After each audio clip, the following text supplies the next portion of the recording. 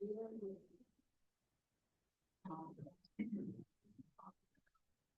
morning.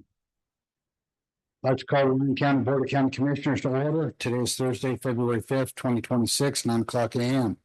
Board of County Commissioners convening as other boards. Members of the Board of County Commissioners also serve on the Liquor Board, Central Lyon Vector Control District Board, Mason Valley Mosquito Abatement District Board, Walker River Weed Control District Board, Willow Creek General Improvement District Board, the Silver Springs General Improvement District Board, and during this meeting may convene as any of those boards as indicated on this or a separately posted agenda. Note this meeting may break between 11:30 and 1:30 for lunch. All commissioners are present and in chambers. Invocation is going to be given by Sam Enneman of Lighthouse Church, Assembly of God, Silver Springs, followed by the Pledge of Allegiance. And Commissioner Jacobson, will you lead us in the Pledge of Allegiance?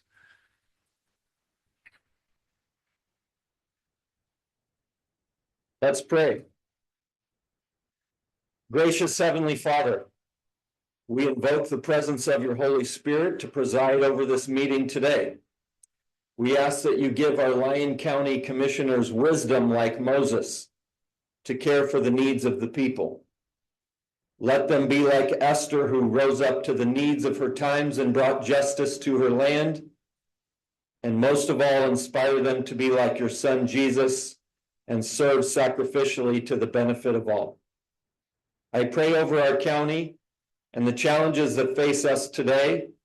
I ask for your favor over both the physical land and economy and the spiritual ground and every transaction, that the kingdom of peace will rule in Lyon County and in the homes and hearts of every resident. We ask these things in the mighty name of Jesus. Amen. Amen. I pledge allegiance to the flag of the United States of America and to the republic for which it stands, one nation, under God, indivisible, with liberty and justice for all.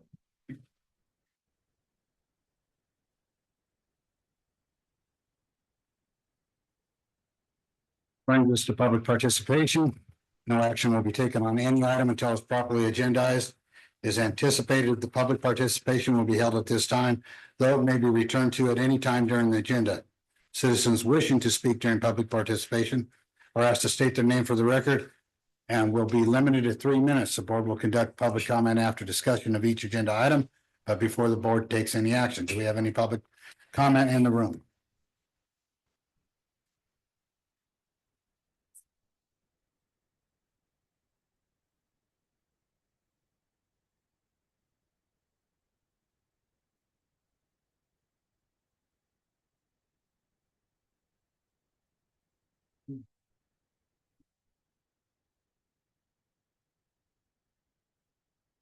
Communication.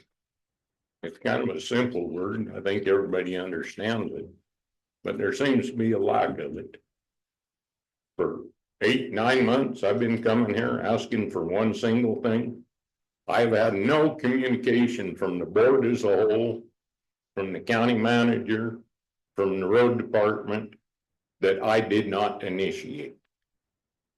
I've asked for one thing, a speed bump in front of my house, or other means to slow the traffic down in front of my house. A county commissioner and the county manager went out, drove by my house and said, well, he's got no close neighbors. He doesn't have a problem. That's not true.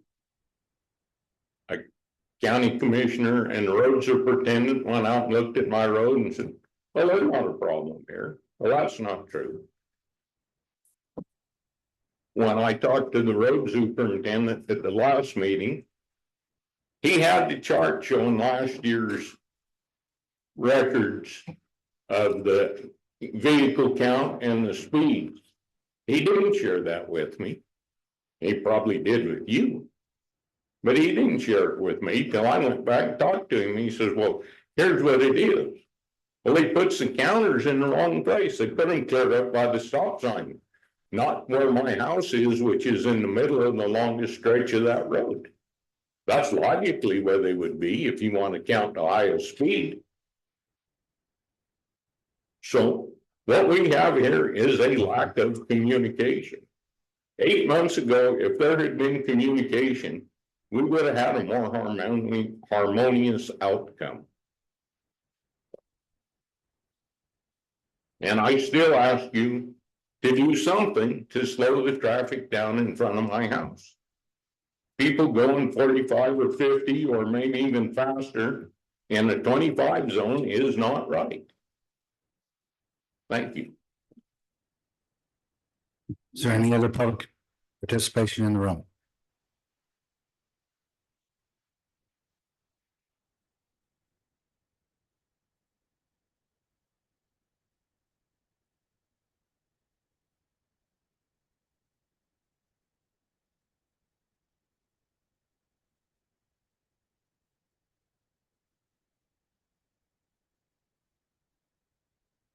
I've written group emails, this is Robin Biggs, to the city and the county about the open meeting laws. Robin Titus is on there, the attorneys are on there. Unfortunately, it was, no one thought to let Stacy Lindbergh know that there's a problem. No one opened the portals to show that having it on three websites and one in out here, that's not enough. There needs to be 3 other places that the physical agenda is present, like the public library. So people can go in there. You post it, when is it posted? Wednesday by 9? Or so people can go in there into the public library on Thursday, Friday, Saturday, Tuesday, Wednesday, and see what's going on. The laws are for transparency and government want to do things behind the citizens. What you're doing is harming the citizen and the environment.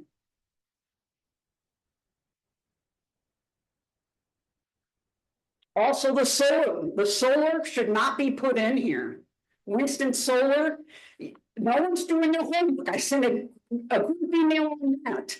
No one, talk about lack of communication. No one has gotten back to me except for the city.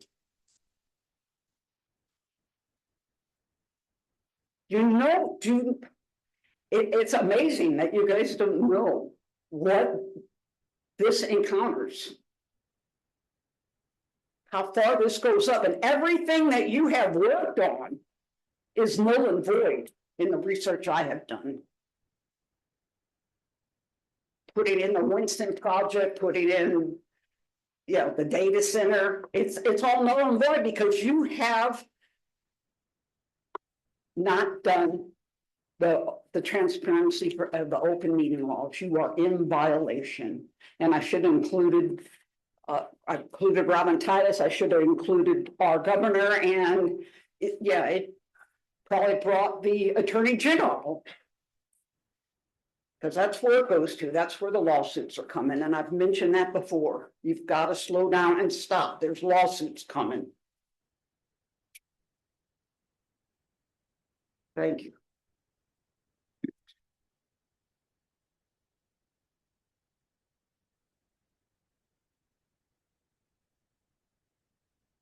Les Hawkins, community member. I have listened about Osborne Lane a long time, 8 months now. And I decided I've got to check this out. So I drove to, I may have been the one going too fast. I apologize. However, there are 2 homes on this road, which Osborne Lane goes into Snyder Lane, which is the culmination of a very large cattle ranch, unknown what travel that generates. But I've come up maybe a solution. These speed bumps that won't work. How about rumble strips, which are grooves cut into the road like 5, 6 8 grooves cut across the roadway. When you drive over, it makes a loud noise, which let people know that they maybe are going too fast. Where am I? Look at the speed limit. So that could be a solution that where other things haven't worked. And I hope maybe we can look into that, see if the county can do that for Osborne Lane. That's all I have to say. Thank Did you sign in? Oh, no. Thank you. Still on public comment in the room.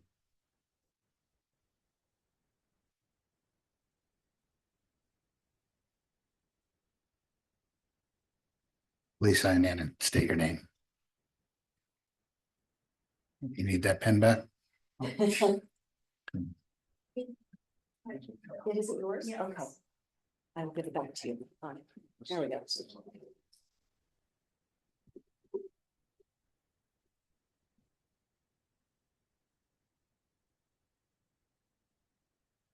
My name is Shantae Lassard and I work for HUD Bay. We manage the Mason resource project here over the Sangatsi Peak. I just wanted to let the members of this council know that we have started work up there. We've got some excavators up there. We're grading existing roads and we will be doing a drilling campaign. So you will see this heavy traffic coming up on the road and going out to our project. We will be out there for about 6 months and then we'll progress with that. But I just wanted to let you know in case anybody calls or your constituents are concerned. If you do get those calls or if you have any concerns, please contact me. If I don't have the answers, I will get the answers, but I just wanted you to be aware of the work. Thank you. Did you say exploratory drilling? Is that what you're doing? Yes. Thank you.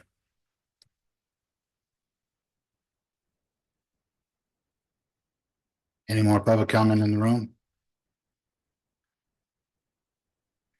Seeing none, I'll go to online. Is there anybody online? Seeing none, close public comment. Move to number 5 for possible action, review and adoption of agenda. We have some that we have to remove from the agenda. One is the report, the time certain for NACO. Vincent is sick, so he's not going to do it. We're going to reschedule that. Does anybody else have an item to be pulled? Mr. Chair, I need to pull 12I and 12J as well.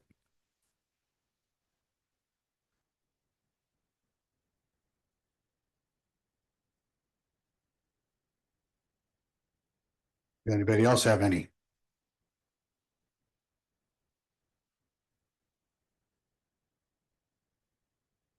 there any public comment? Seeing none in the room or online, I'll entertain a motion. Move to approve the agenda, pulling items 7A, 12I, and 12J. Do I have a second? Second. We have a motion by Commissioner Hendricks, second by Commissioner Casanelli. Those in favor say aye. Aye. Motion passes 5-0.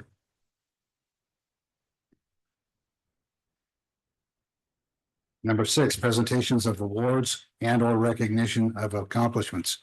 Do we have any? Okay, moving on to Commissioner County Managers Report. I'll start with Commissioner Hockley.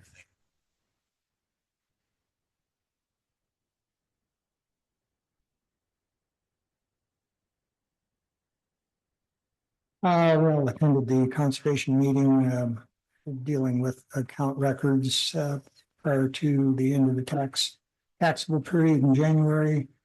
We had the, celebration of life at the Boys and Girls Club that Saturday, a couple weeks ago. 600-700 people attended. It was, quite an event, very unfortunate event. Smith Valley Cemetery Association, we did work out at the Valley Grove Cemetery, cleaning up a couple of family plots. The one that I cleaned up happened to be a Civil War veteran. So very, very interesting grave sites out at the Valley View. Yeah, we also had the Lyon County Local Emergency Planning Committee, did the review of the emergency plans for Lyon County and all agencies involved. Also, the Mason Valley and Smith Valley conservation districts had a consolidated dinner meeting at the Haiti Inn in Smith Valley. Just basically could have walked down there. The Smith Valley Parks Board met and discussed a lot of projects that we're working on in that park. And last night we had a marathon Smith Valley Citizen Advisory Board meeting for over a couple hours. Quite a crowd, standing room only. Everybody will certainly see that the items again here with the commission coming up most likely in March. We'll probably have another standing room crowd only for those meetings. So other than that, I'm finished with my report. Thank you. Commissioner Casanelli. Thank you, Chair. It's been a busy couple of weeks. I had my annual World of Concrete continuing education down in Las Vegas. It was very well attended for my other career. Had the Dayton Valley Conservation District board meeting. They are currently looking for a new full-time conservation technician. We had the NNDA State of the Counties event, a lot of good information there. I met with some reps from Vidler Water Company regarding some development in Dayton. Met with representatives of the Boys and Girls Club in Mason Valley regarding the future Silver Springs site, and happy to report that the Dayton Early Learning Center is vertical now with the framing, so progress has been good there. Attended the Nevada Builders Alliance annual dinner. Attended a celebration at the Dayton High School for the Big Brother, Big Sisters, or AKA the Bigs. It's a pretty exciting, it's a rural peer-to-peer youth mentorship program where they took, and it's a pilot program apparently. So we had 8 Dayton High School students that were mentoring little brothers and little sisters at the Dayton Elementary School, and they did it for 1 semester. It looked like it was a pretty successful event. I know Dr. Holmes was there as well. Had an opportunity to look at the progress at the Sutro Tunnel. The reconstruction efforts are still underway. They're wrapping up the latest phase. They're just about to the 300-foot mark now. So last night I attended the Dayton Citizen Advisory Board. Had a conversation with Central Fire Chief McCarg. Also attended a coffee and conversation with the members of the Dayton Chamber of Commerce. That's about it. Thank you. Commissioner Hendricks. I attended the Carson Water Subconservancy District meeting, and we had a presentation on the Silver Springs South Area Drainage Master Plan, and also approved a new general manager contract with Reed Cozens. Attended the NACO Public Lands and Natural Resources meeting, and attended the NACO Board of Directors meeting, and Chair Keller was sworn in as the Vice President for 2026. Attended the Lyon County School Board meeting, and also the NNDA State of the County's breakfast, and our county manager represented us very well there. Attended the Silver Springs Advisory Board, and Microsoft was there to answer questions from all the citizens. Attended the Comstock Historical District Commission meeting, and met with the leadership of North Lyon Fire, and attended the Stagecoach Advisory Board meeting. Thank you. Commissioner Jacobson. Thank you, Chair. Toured the Laborers Union Training Facility at USA Parkway. Also toured the union training facility for heavy machinery there in Wadsworth. Pretty interesting facilities and great workforce development. There's they're recruiting left and right just to fill jobs here in northern Nevada and Lyon County. Attended the Fernley Community Foundation there. That was well attended. Met with North Lyon Fire Chief Bond, City Councilman Joe Mendoza and Bill Snyder, discussing some issues, ideas they have. Fernley Boys and Girls Club meeting. Also attended the Silverland Career Fair. Great to see the Sheriff's Department and Health and Human Services attended and had great booths, and I appreciate their outreach there. I was a guest speaker at the Fernley Rotary Club Monday. I want to thank Mr. Haskin for driving up and joining me. It was well attended and upbeat crowd, to say the least.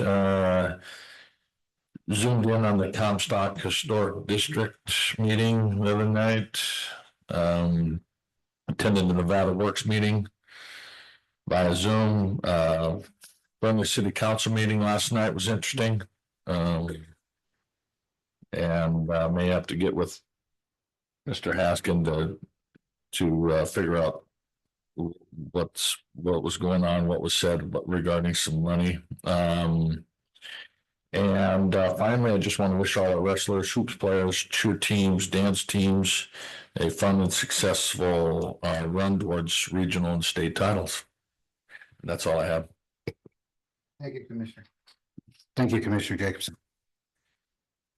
I attended the Silver Springs Advisory Board where they met with Microsoft. That one of the board concerns were the impacts that proposed data centers and in Silver Springs and in the area, how that will affect their electric bills. So maybe the county can get some kind of representation for them at one of their meetings from the power company. Fernley City Council meeting, attended that. Planning Commission, National Association of Counties Rural Action Caucus. We're going over what's going to happen at the legislative conference. National Association of Counties Agricultural and Rural Affairs Steering Committee.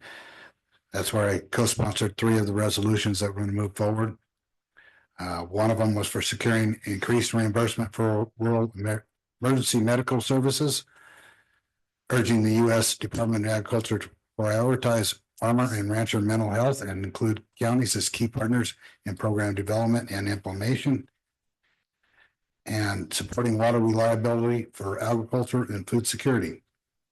These 3 proposed resolutions by NACO addresses rural challenges, increasing Medicare, Medicaid, and VA reimbursement rates for rural EMS providers, including permanent treatment in place and transport to alternative provider reimbursements. We don't get those right now, and we don't want to make them temporary. We want to make them permanent. Alternative provider reimbursement. Alternative provider reimbursements to alleviate workforce shortages and funding gaps. Prioritizing mental health for farmers, ranchers, and agricultural workers by recognizing occupational risks, increasing funding for behavioral health programs, and involving counties in policy and program development. Sustaining water reliability for agriculture and provide agricultural water rights to sustain food production and rural economies amid urban demand pressures. The Nevada Association of Counties is going to start up the legislative committee. It's going to start next week, so you'll start getting a report on that. Nevada Association of Counties Public Lands and Natural Resources Committee, attended that. I attended the Nevada Association of Counties Board of Directors meetings. Attended the Northern Nevada Development Association State of the County Breakfast, where Andrew Haskins was one of the speakers, so I'll let him speak on that. It was well attended. Attended the Nevada Builders Alliance annual dinner, and I've also had meetings with North Lyon Fire District on concerns of their funding. That's it. County Manager.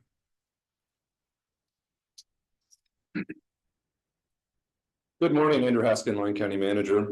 First off, I want to apologize for missing the last meeting. I tried to not do that, but I had the flu, so I figured it would be best if I didn't come and share that. So, but I do apologize. I did attend via Zoom. And I do want to thank Dr. Holmes for filling in for me on that meeting. She did a great job. Normally I don't address public comment. However, I do want to talk about agendas and open meeting law on that. The legislature a few years back did make some changes to open meeting law and the way that agendas have to be posted, and we are meeting those current laws. So the current law on posting agendas. So I just want to assure the board that. Moving on, it's been a very busy few weeks since I've talked to the board. Yesterday, actually, went with the community development team and we did a tour of Tract and their development in Story County. It was very interesting, very fascinating to see. Obviously, they have some property in Silver Springs, and so kind of trying to get an idea of what to expect there. Remember, the board approved a development agreement with them a while back. So really appreciate them taking the time to show us around and show us what they have going on. It was really interesting. I do want to let the board know that the permit for the Dayton Government Complex has been issued. We received approval from Central Lyon Fire, and our team was able to re-review that. There was a couple changes, and so that is fully permitted and ready to go. Want to thank Commissioner Jacobson for inviting me to attend the Friendly Rotary meeting. That was really good, and one of my goals is to try and do more events like that. As we move forward. So it was really good. Thank you. I did speak at the NNDA State of the Counties event. One of the things that I touched on was the amount of opportunity that there is in Lyon County right now. That there's a huge need for additional retail stores throughout the county. There was a study done in 2023, it was actually commissioned by Project One. Don Smith's here today, but that talked about the need for it. And there's about $154 million in economic leakage, meaning that there's $154 million more in demand than there is supply in the Central Lyon County area. That study didn't include Fernley, but in talking with the mayor of Fernley, they have similar issues up there. And so one of the things that I want to look at is how we can work from a policy perspective to try and attract some more retail stuff so that we can capture more of that here in the county. I think, like I said, there's a lot of opportunity there, and that's something that I'll be working with community development over the next year to take a look at. I met with Chief McCarrigan with Central Lyon Fire. And we had a good discussion there, talked about a number of different issues that really appreciate his willingness to partner with us, and really good conversation. I think I've shared this with the board, but maybe not. I'm now setting up monthly meetings with the mayor of Fernley, Mayor McIntyre, and just really trying to coordinate on different issues that we have in common, or try and coordinate on different needs and whatnot. And so I really want to appreciate his willingness to take the time to meet with me. We're alternating, so I went to Fernley last time. He'll be coming here this month, but really productive, I think, and it's really helpful to understand kind of the different projects that they've got going on there. And then finally, and I don't want to steal Sean's thunder on Aspen Creek, but I did get a chance to drive out to Aspen Creek. We are doing some testing, or preparing to do some testing for additional rib sites out there, and our crews were out there moving some dirt and getting ready for that, digging some test pits, and so really want to thank them for taking some time to show me around, and it was pretty neat. So anyway, with that, I'm happy to answer any questions that the board has. Any questions? Thank you very much. Thank you. That brings us to number 9, elected officials reports. Do we have any elected officials that want to give a report?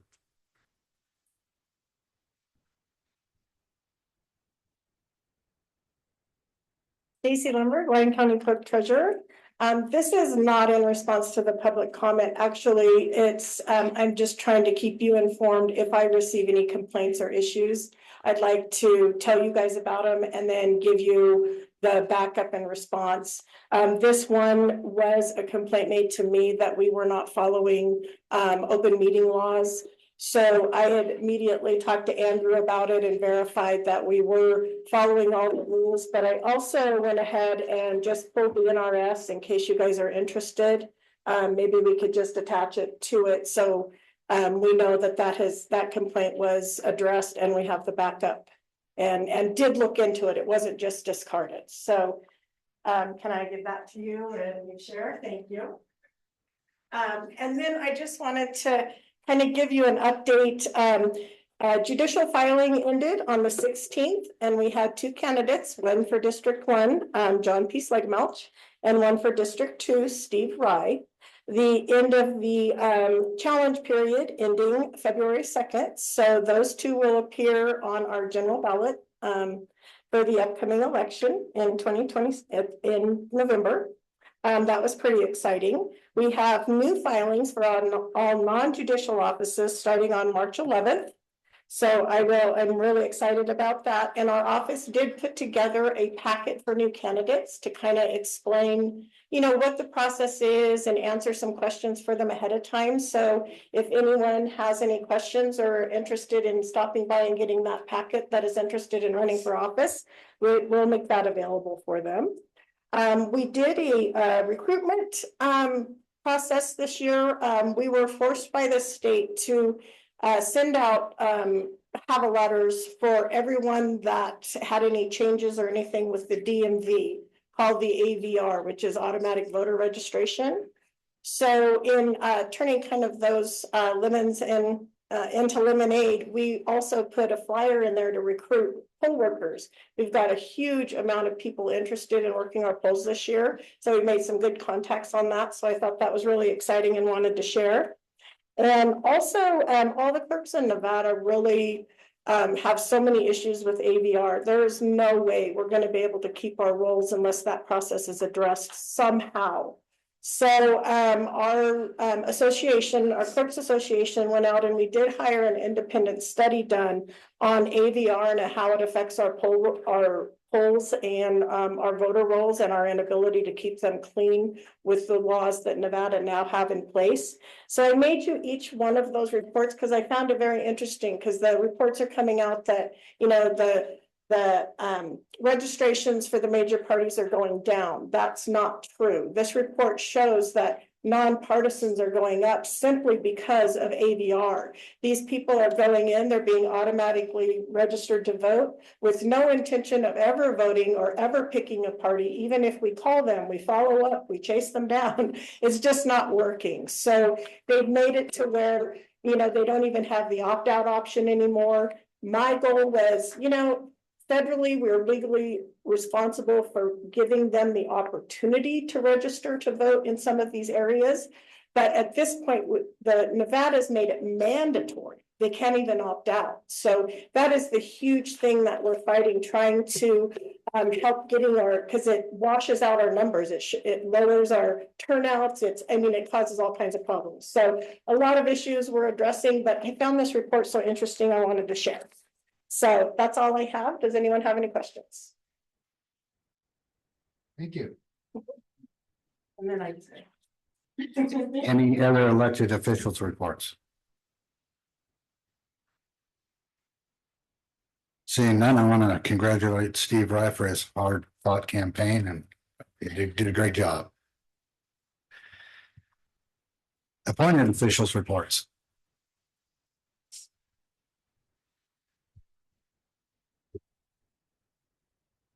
Dr. Shayla Holmes, Director, Lyon County Human Services. For the record, I just want to make you guys aware of perhaps an email that's sitting in your inbox regarding the Lyon County Behavioral Health Summit that we are currently planning for March 4th from 9 a.m. to 4.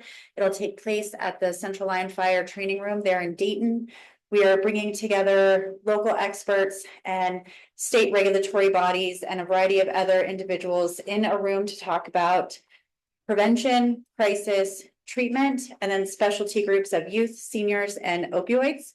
And we're really looking forward to the outcomes of that day leading towards a Lyon County Behavioral Health Strategic Plan and our opioid misuse needs assessment. So it'd be really fabulous to have you in the room if you're available to hear those policy recommendations, hear where we're headed and how we could potentially have some good solutions here in Lyon County for those needs. When was that again? March 4th, Time. 9 a.m. to 4. Lunch will be served. Thank you. Thank you. Thank you. Any other appointed officials?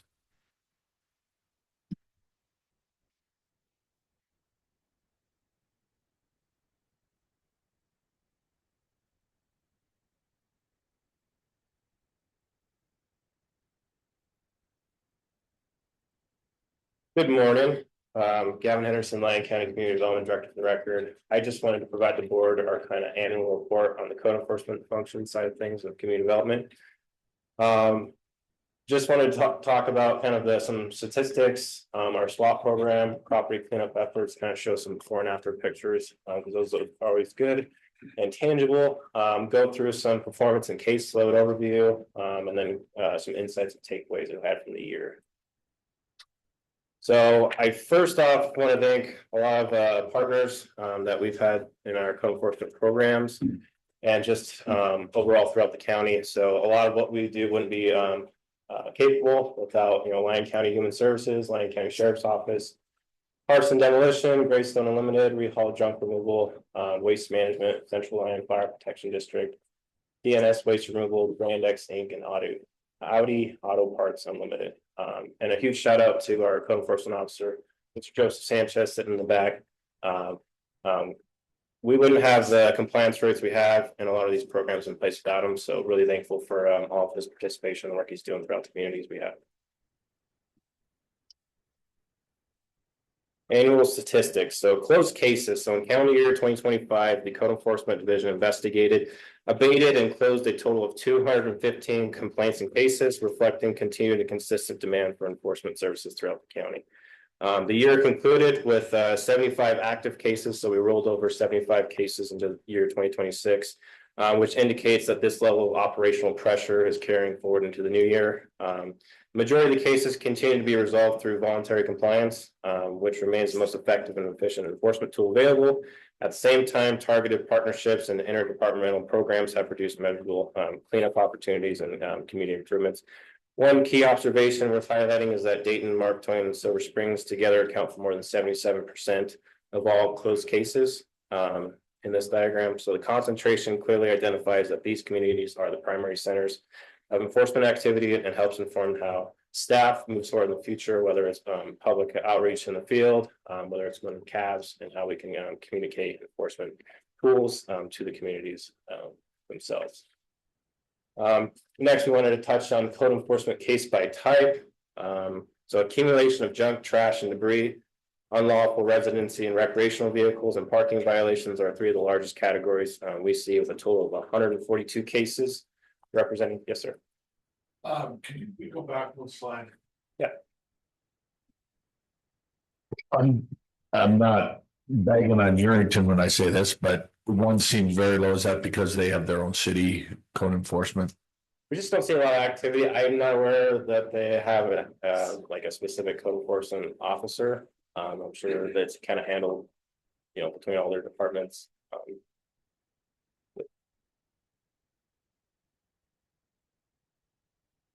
So Andrew Heskin, Lyon County Manager, to also answer your question, Mason Valley is split out here, so it has its own category.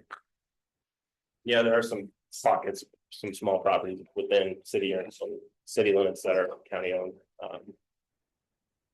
Right on. Sorry to interrupt you. No worries. So code enforcement cases by type. So next largest category is building permits required with 26 cases. So that's building structure without a permit at 12%. So less frequent, but still largely reoccurring. Building licenses required. So operating business without a business license, those account for 12 cases. Abandoned vehicles account for a total of 10 cases or 5%. Some of the lower frequency violations we have are improper land use and zoning, abandoned buildings, unlawful keeping of farm animals and poultry, And then other would be anything that fall kind of outside these larger categories. Resolution methods. So we're still seeing that voluntary compliance or willful compliance being a huge share of how we effectively get these properties into county code compliance in the field. Unfound complaints, those are anything that Mr. Sanchez has gone out in the field and it turns out to be a neighborhood dispute or anything that's not an actual code violation. So that accounts for 31% of our complaints. Direct action, those are anything that's forwarded to another department or agency outside of the county. So that could be the state, you know, whether it's environmental concerns. Also includes interdepartmental agencies like animal services and those kind of things where that case is better suited in their hands and their responsibilities. And other is those cases that we forwarding, actually other would be those cases that we forward to different agencies, direct actions, anything that Mr. Sanchez can take care of himself. So putting up an improper sign or anything like that, we can go take those down and bring those signs back to the property owner and just kind of let them know that that's not allowed for county code. Moving forward, our swap program is still at large. The only change up is we don't have the grant funding we had initially when we first brought this forward. So we wrapped the trailer program into the swap program. Same process. So as far as the program itself, it starts with a typical code enforcement complaint, things like garbage, debris, or abandoned vehicles. Code enforcement officer reviews the complaint, reaches out to the property owner, works to resolve the issue through standard enforcement steps. If it seems that the property owner could benefit from the swap program, the code enforcement officer can then refer them to Lyon County Human Services. A case manager then checks the eligibility and if needed connects the household with other supportive services. So that's been a huge partnership. Not only are we going in and trying to clean up the property, but if there are other issues, we can wrap them into Director Holmes's services, and if they can take advantage of anything, they'll make sure that those are available to them. Eligibility usually includes households that are below 200% of the federal poverty level, homes with children under 18 or adults over 60 who may need extra help, or people with physical or mental disabilities. Once that eligibility is confirmed, the code enforcement officer works with the property owner to set up a cleanup plan, including the use of the code enforcement trailer. And I do want to note that even if a property owner does not meet the formal eligibility rules, the code enforcement officer can still allow the trailer to be used on those properties. We just want to make sure that anybody that meets the qualifications for the swap program is kind of higher up in that list, because it's just a need for the resource there. Yeah, and that's just a brief overview of the swap program. This is just kind of some of our successes out in the field. So 2530 East 7th Street, this is a 4 picture. The next slide shows you what the property looks up after cleanup services. I do want to note that in our franchise agreement with Waste Management, dumpster services are included at no cost to the county, and that includes putting dumpsters on site and then hauling those and dumping them at the transfer station. So pretty lucky to have that in the franchise agreement. It's been a useful tool for us. You can see it at DNS disposal out there. So they're a sub-consultant within that franchise agreement. So those same rules still apply for our Mason Valley community. Moving forward, this is Angel Street, again, a before shot. I'll move through these, and after shot, you can see our code enforcement trailer there. Fill to the brim as usual. Next, 1770 Donner Trail before, and again, have an after picture showing the cleanup. And then next, we just wanted to go into kind of a performance and caseload overview. Time of this with case resolution. So our average compliance timeline is about 53 days. So still within kind of our typical noticing period. So typically you get a notice violation and you have 30 days to correct that. If you don't do it within that time frame, you get another follow-up letter giving you another 30 days before we kind of escalate that to whether it be the district attorney or another agency or anything like that. So typically most cases fall from that 60-day timeline. Maximum case duration is 286 days. This just comes down to those cases which have complex ownership issues. A lot of it comes down to just reaching out to the property owner and finally, eliciting that contact. Yeah, financial hardship is another huge one that extends these. We like to work with people, so if there is that scenario and they can put an extra couple bags on the curb, we want to take that. We want to draft up a plan and make sure that they just keep on track and we can eventually clean that property up. So some of those goes to that maximum case duration. Programmatic achievements. So we've taken care of 24 abandoned vehicles throughout the county. A huge statistic for us is the amount of junk, trash, and debris removed through the Sustainable Waste Action Program. So we've done about 630 cubic yards, which equates to 126 tons. So pretty large volume of trash coming out of the communities all over the county. And then again, our active caseload snapshot for starting the new year. So we carried over 75 active cases. There's 2 pending review. Again, primary issue is junk, trash, debris accumulation. That's 48% of that 75 active cases. And then it goes into geographic concentrations of those 75. We have 35% of those in Silver Springs, 17% Stagecoach, and 16% in Mesa Valley. Excuse me, you said that active cases and stuff like that. How many do we actually have in the court systems right now that we're actually prosecuting? I don't believe we have any right now. We are working on through a couple that may get to that stage. There's one that I can think of should have been in the court system a long time ago. So, and that's what I'm wondering, because I keep getting the complaints. I understand that it's nice to have people refer to those complaints, you know, and sign a complaint and everything else.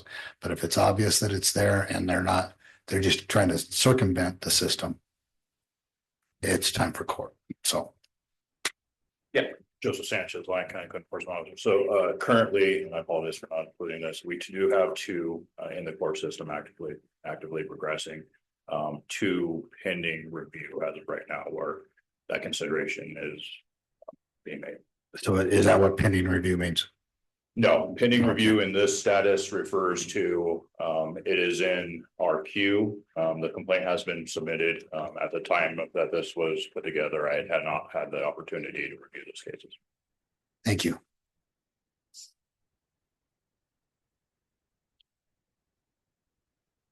And then the last slide we just want to talk about is some of the key trends and strategic considerations moving forward. So first is the geographic concentration. So enforcement demand is mainly focused in Dayton, Mark Twain, and Silver Springs.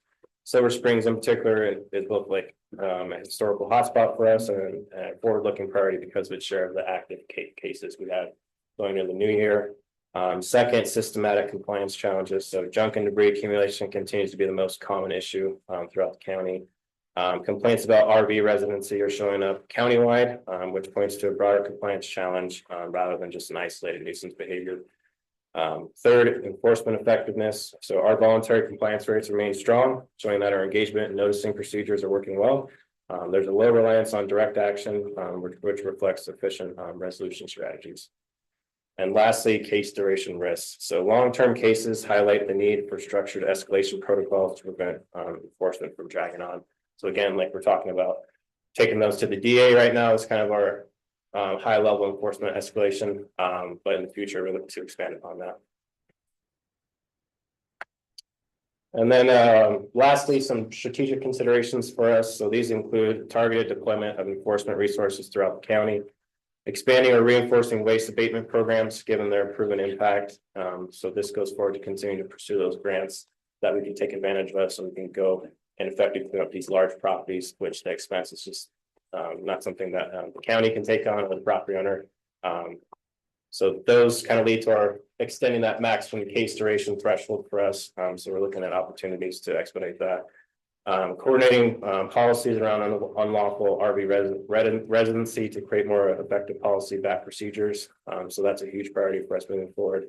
Launching public education initiatives to reduce unfound complaints and speed compliance. So it's 34% of our complaints are not county code related. We'd like to limit those that way. Joseph's time spent on active cases and pursuing cases that are actually violations. And lastly, establishing performance benchmarks for extended duration cases to improve efficiency and consistency. So again, coming up with that plan, having that be an effective plan and continue to use that as a resource and a tool for us moving forward. And with that, that's all we had. If there's any questions that the board may have, Joseph and I will answer any and all. Okay. I'm curious about when you are taking them through the court system. Some of them are, I know of one that plans on relocating within the same area to do the same thing. They're not going to I don't think they want to clean up their act. They just want to relocate. Is there a way to follow them, or is there a judgment when you go take them to court to make sure that it has teeth, so you're not just keep chasing the tail? Joseph Sanchez, Lyon County Code Enforcement Officer. Yes, those individuals will continue to be monitored. One carryover from this past year, I guess in a kind of a, what I would just call a learning curve, is establishing some more proactive milestones for abating, nuisance conditions. Not taking individuals at their word has been kind of a steep learning curve for me. Kind of giving them a little bit too lenient measures, I guess I would say. So that was definitely something that I took away from this past year and moving forward into this new year. But regarding those types of instances, the individuals will continue to be monitored. They are made aware of that. So that's something that, will be at the forefront. Thank you. Steve Rye, District Attorney, just following up a little bit on the court enforcement. We found with the tougher cases that that's not a great avenue, as this board knows from 85 Hart Street, some of the other larger cases. We do get contact with the individuals that are responsible, sometimes with the assistance from the sheriff's office. And those people are dealt with in some fashion. However, the nuisance or the complaint is not often fixed in that process. And that's why Mr. Henderson is suggesting that we're looking at some broader programs to try to address the code enforcement issues, as well as take care of the individuals that are causing those. And the court system historically has not been a great solution for both of those issues. Thank you. So I took you that you're going to go after running a business that isn't supposed to be there, destroying public property, that type of thing out of that. Thank you. Any other questions for Gavin? Saying none, thank you. Any other appointed officials? I don't see any in the room or online. Go on to advisory board reports. Do we have any advisory board reports in the room? Any online?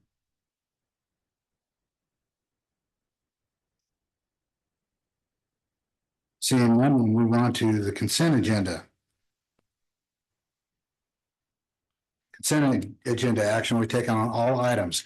All matters listed under the consent agenda are considered routine and may be acted upon by the Board of County Commissioners with one action and without an extensive hearing. Any member of the board or any citizen may request that an item be taken from the consent agenda, discussed and acted upon separately during this meeting. Does anyone on the board want to pull an item? Does anyone in the public want to pull an item? For the record, my name is Don Smith with Project One. I would like you to pull 12L for discussion. I'm happy that it's on there, but I would like to have discussion on that. Going 12L. Do we have any other from the public? Any other requests? Seeing none, I'll pull it back to the board for motion. Chair Keller, I'll make a motion that we approve the consent agenda 12A through 12M, pulling 12I, 12J off the agenda and pulling 12L for discussion. Second. We have a motion by Commissioner Jacobson, second by Commissioner Casanelli. If those in favor say aye. Aye. Aye. Motion passes 5-0. That brings us to 12L. For possible action to approve the release of the improvement agreement recorded as document number 698587 for the Traditions Village 2 Phase 1 subdivision located north of Highway 50 between Nevada Station Parkway and Prairie Gate Road in Dayton, Nevada, APN 016-406-13.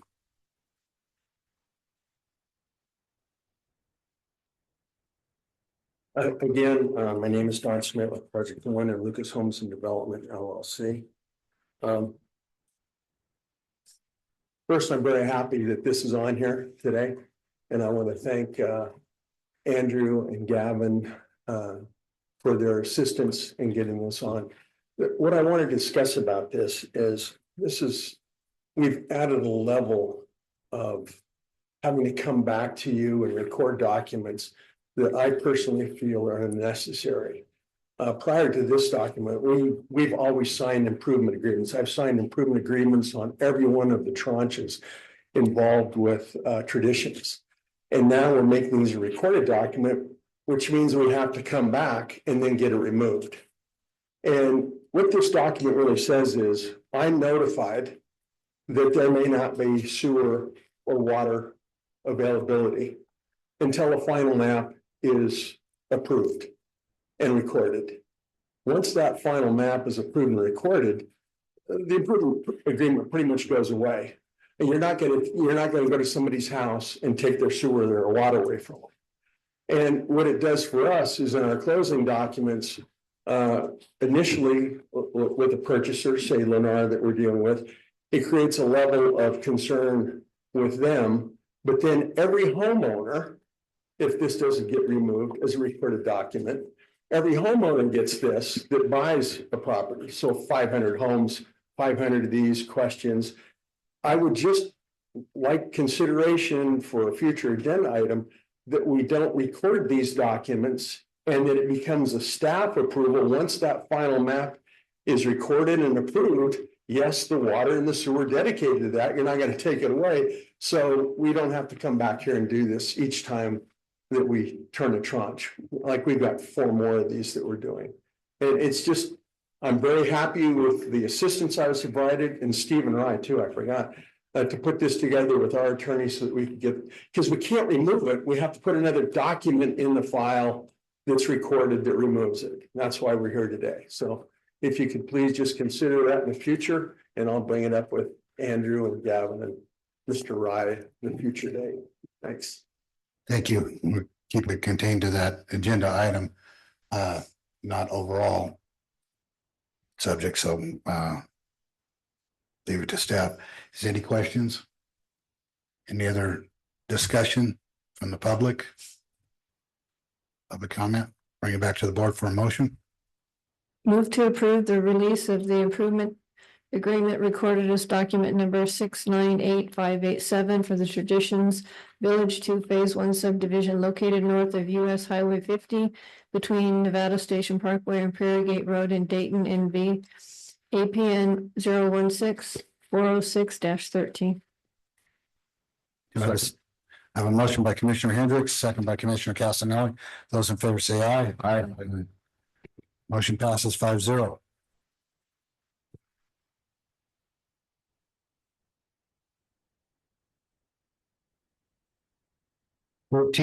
A, for possible action for the contract between Shields All Sports Incorporated in Lyon County for the donation of $4,000 to be used for the purchase of a scoreboard at the Silver Stage Ball Field. And it's put on for Doug Homestead to speak, but I don't think. Yeah, I'm here. Oh, okay, you're online. Yeah, this is Doug Homestead, facility director for the record. I have the cold, so I didn't want to come down and share it with you guys too. You guys approved the donation quite a while back, and we're finally getting the contract from Shields for us to sign. And about the only thing in the document is we have to keep their advertisement on for 10 years, and they'll issue us a check for $4,000, which we'll go out and purchase the scoreboard with. That's all I have. Thank you. Is that considered a donation if we're putting their name on it, on the scoreboard?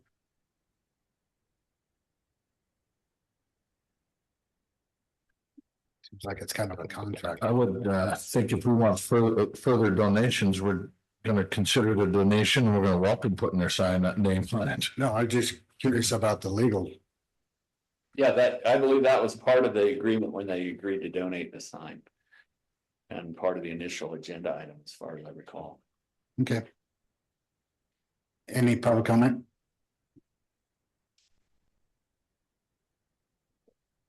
Jim D. Campbell, I don't see how you could consider anything else but a donation when you go out for the fair and rodeo and you ask people to put signs up and ask them for $500 or $1,000, they put their signs up and you consider that a donation. How's this any different? Any other comment? Bring it back to the board. My request was because we're signing a contract, and that's the contract for a donation. Do we have a motion? Move to approve a contract between Shields All Sports Incorporated, Lyon County for the donation of $4,000 to be used for the purchase of a scoreboard for the Silver Springs ball field. Second. We have a motion by Commissioner Hockaday, second by Commissioner Jacobson. Those in favor say aye. Aye. Motion passes 5-0. 14. Well, I'm gonna go ahead and take a break. It's 10 o'clock straight up, and then we'll move on to 14A when we get back. So be back at 10:05.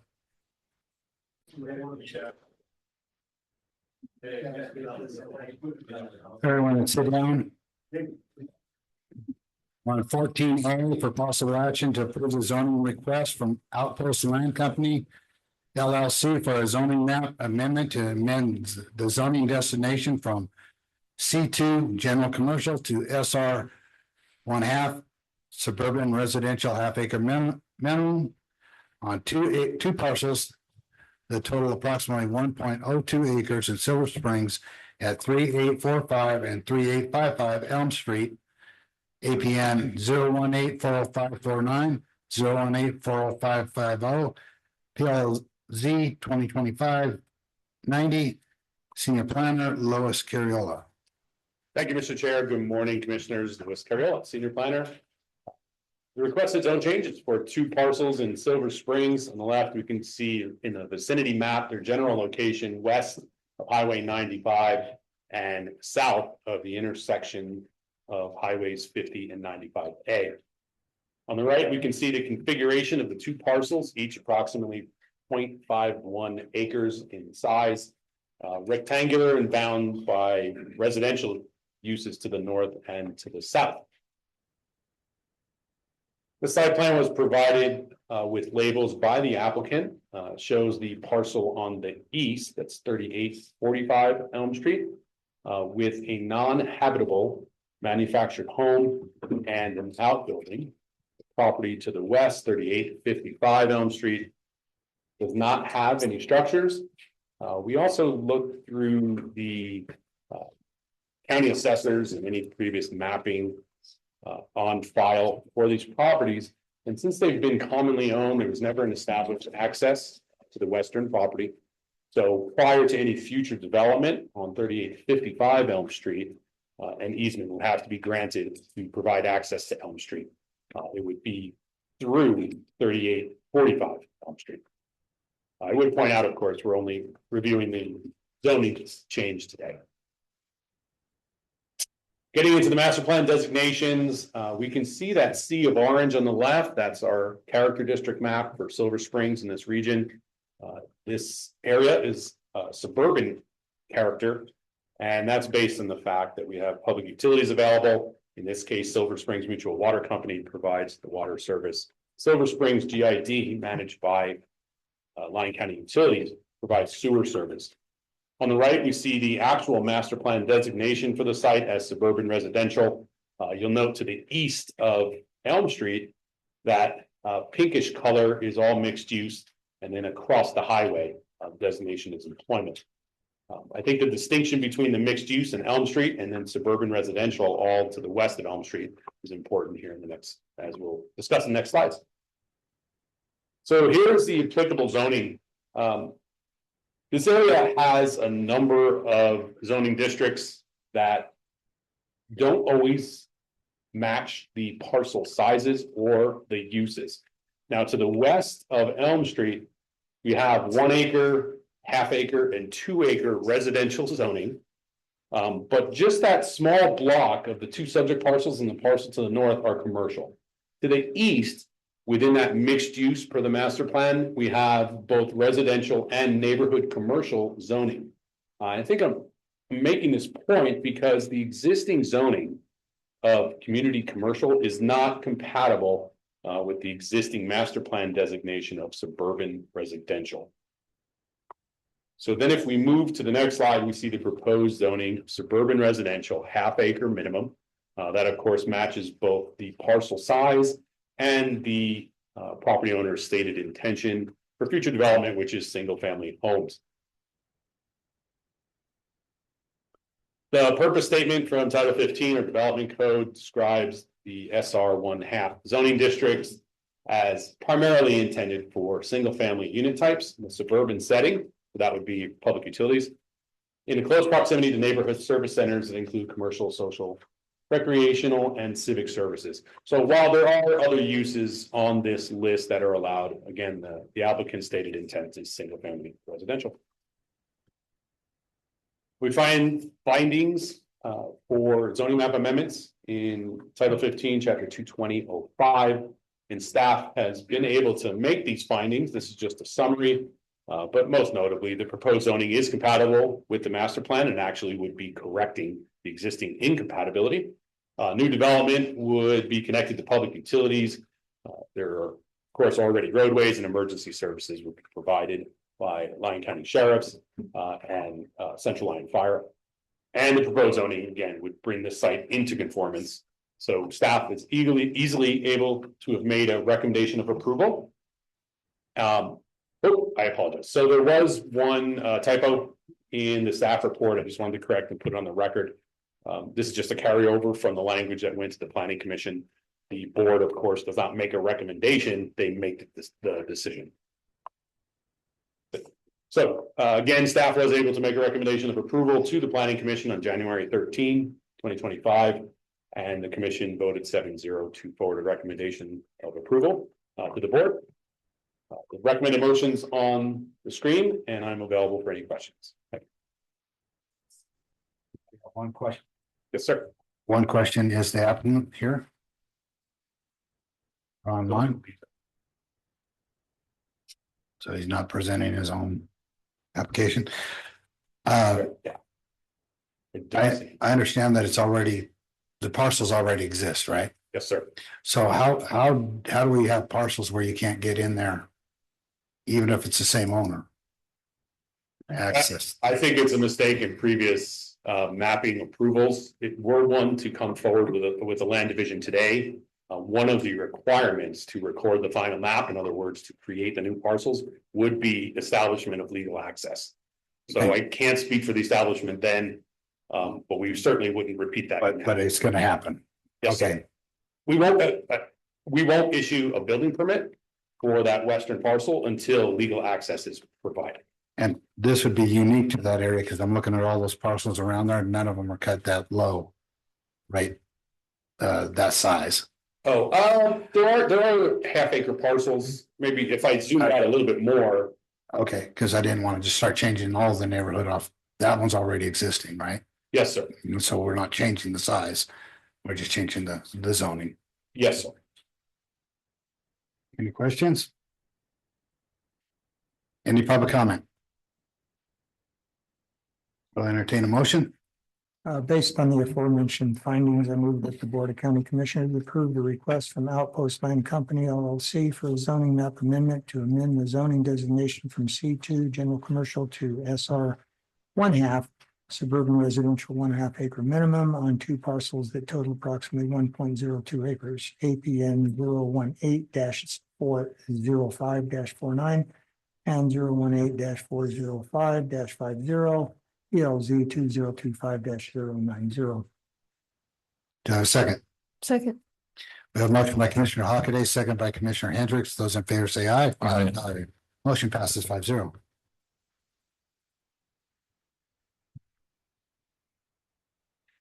Brings us to number 15A for discussion possible action to select a date and time for a code enforcement workshop to review and discuss the current draft of code enforcement ordinance and other matters properly related thereto. Community Development Director Gavin Henderson. Gavin Henderson, Lyon County Community Development Director. So staff has what we feel like is the completed draft of the code enforcement update. We wanted to bring forward an opportunity for a workshop because of the substantial changes that we're looking to make within Title VI, Chapter 1, the nuisance section of county code. Essentially, you can think of it as an entire rewrite. So we want to make sure that we're making thoughtful decisions, and we want to have further conversation on what those changes look like, and to make sure if the ones that we are willing to propose in the future make sense. If they don't, we want to make those changes as well. So just wanted to put forward and again select a date and time for that workshop. Well, do we have any suggestions? Anyone? Go ahead, Commissioner Jameson. I'm all for having the workshop, and it sounds like it'll be to support our code enforcement, and so we can do a better job as a commission as well. So I'm obviously all for that. One thing I'd like to just throw out there for the other commissioners, I know that staff, county commissioners, sometimes we get beat up on social media. We all get phone calls from contractors, builders, etc. During that same workshop, I would like to invite in on another discussion item. I don't know that would be any action at the workshop or whatnot, and we probably don't take any action anyhow at workshops, but I would like to bring in contractor builders and just listen to some of their concerns, what's going well, what's not, and see if there's anything that we can do. I know Mr. Smith brought up one thing that we can maybe improve on earlier. I don't know if that fits this, but I would like to bring them in and just listen to some of their concerns and ideas, and maybe we can some of those efficiencies that they could bring forward, we could push forward, and that might help county staff in the long run as well. And it might alleviate some of the complaints that we get via phone call, email, on the street, etc. So if we could throw that in on this workshop, just an opportunity to listen to some of those folks, I think it'd be a great idea. I don't know if in my 5 years we've done anything like that, but we all get complaints, and then all of a sudden they may talk to somebody else and they hear it differently than I do. And then the county manager, when we get calls, I don't know, I'm not going to speak for him, but I just think it would be an opportunity. We could knock two of these out in one workshop. And that's just an idea I have, but I'll leave it up to the other commissioners if they want to do that or not. But I think we could do both of those in one workshop and have a very productive day. So since the agenda item is only for the one subject, so if we allow enough time, then maybe you guys can add another agenda item to where we could add that on. Do you see what I'm saying? As far as a request for another workshop. Yeah. In other words, if we're going to stack workshops, let's make enough time in this workshop so we could do it. But this is the only thing that's on our agenda. And I don't think that doing that would be work for our county staff. It would just be that they would be here and listen in and maybe and say, well, we're mandated by state to do this, so that's why this was implemented, and end of story. So I think in the long run, it would benefit our staff more so than anything else. And that's just, I don't know. I would just go and make sure we have enough time to do it. So does anybody have a date that they want to throw out there, or How about March 16th? what? March 16th? I'm clear on the March 16th. Clear? Yeah, clear. I'll make it. March. Tentatively clear on March 16th, and we'll just decide the day. You guys figure out the time. We could 9 o'clock, if that works, if the standard 9 o'clock timeline works. Okay. That works for us. I'll just leave the whole day open in case you stack something on there. And then the plan, would be to, on the next February meeting, have a request to just pick the same date for the building workshop.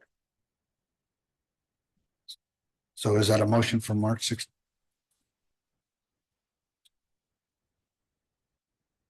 Yes.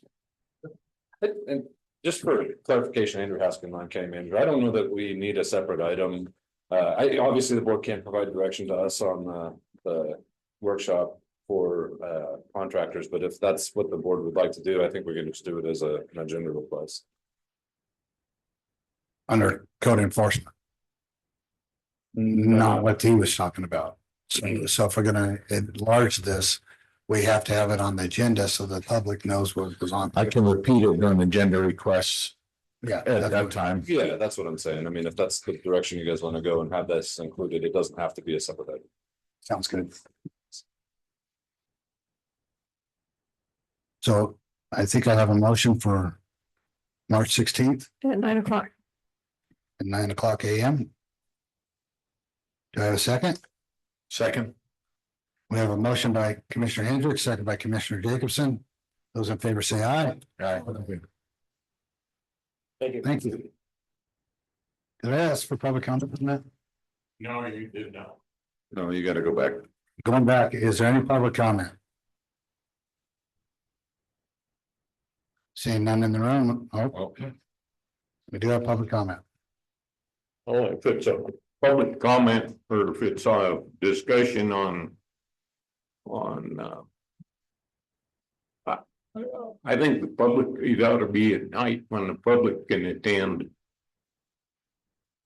Because I don't know if anybody in the public even knows what the code enforcement rules are for public property, and do they have any input on these? I think a lot of these, you're missing out on a lot of times, whether it is this or other subjects, when the only time we have to comment is 3 minutes here. And you don't hold a public hearing at night when the rest of the county that is not working, that is working and cannot take the time off to attend can come. We need hearings at night when everybody in a bigger room where everybody can come. Is there any other public comment?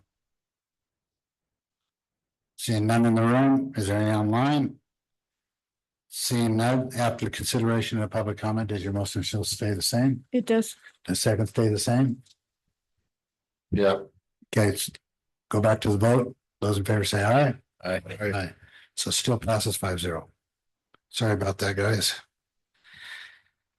Utilities for presentation only. Utilities project update. Panda, utilities engineer. Good morning. For the record, Kishore Panda, utilities engineer. I'll give you a quick update of ongoing projects in the utilities for the last quarter of 2025.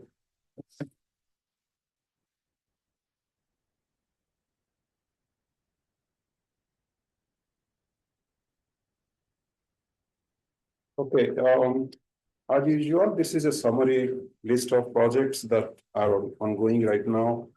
There are 3 projects in the pre-design and planning stage. The first 2 are the Silver Spring, some engineering studies related to wastewater treatment plant effluent disposal study, and the second one is slush dewatering and disposal alternative study evaluation. The third project right now that is also under some engineering evaluation is lift station 1 condition assessment. There are 2 projects in the design phase, which are Rose Peak water main replacement. This is a 100 project to replace some existing water main in Gross Avenue or Gross Street. Then the second one is Highway 50 Dayton Valley Road CO replacement phase 2. This has been in design for a while, and we built the project. We are going to move that project to construction pretty soon. So one project that is in construction is rolling a wastewater treatment plant facility phase 4 expansion. one project, which is an engineering study we completed in the last quarter, which is industrial lift station improvement evaluation project. Further, I'll give some additional details of each projects and see if you board has any questions for me. Next, please. So this is a study being done at Silver Spring wastewater plant for various components to rehab. And, the three activities, which is the evaluation of existing soil capacity, studying some additional geotech, and completing a preliminary engineering report. I think there is no status change as we are focusing on two other activities, which is the filter system evaluation, and there is a disinfection system evaluation. So those two projects, the filter was completed, the evaluation, we submitted that to a grant for the capital improvement grant. We got a funding of about 61% of the project estimated cost at about $593,000, which was approved by the State Board of Financing Water Projects on November 19th. Remaining fund will be by the county. So we are planning to move this project to construction sometime in summer of 2026. The last one is the disinfection system evaluation. This study has been done and almost completed. So we are expecting the final tech memo provided within a month or so. Next one. So this is a study done for some time to find the alternative way to dewater the sloughs out there in the two existing ponds.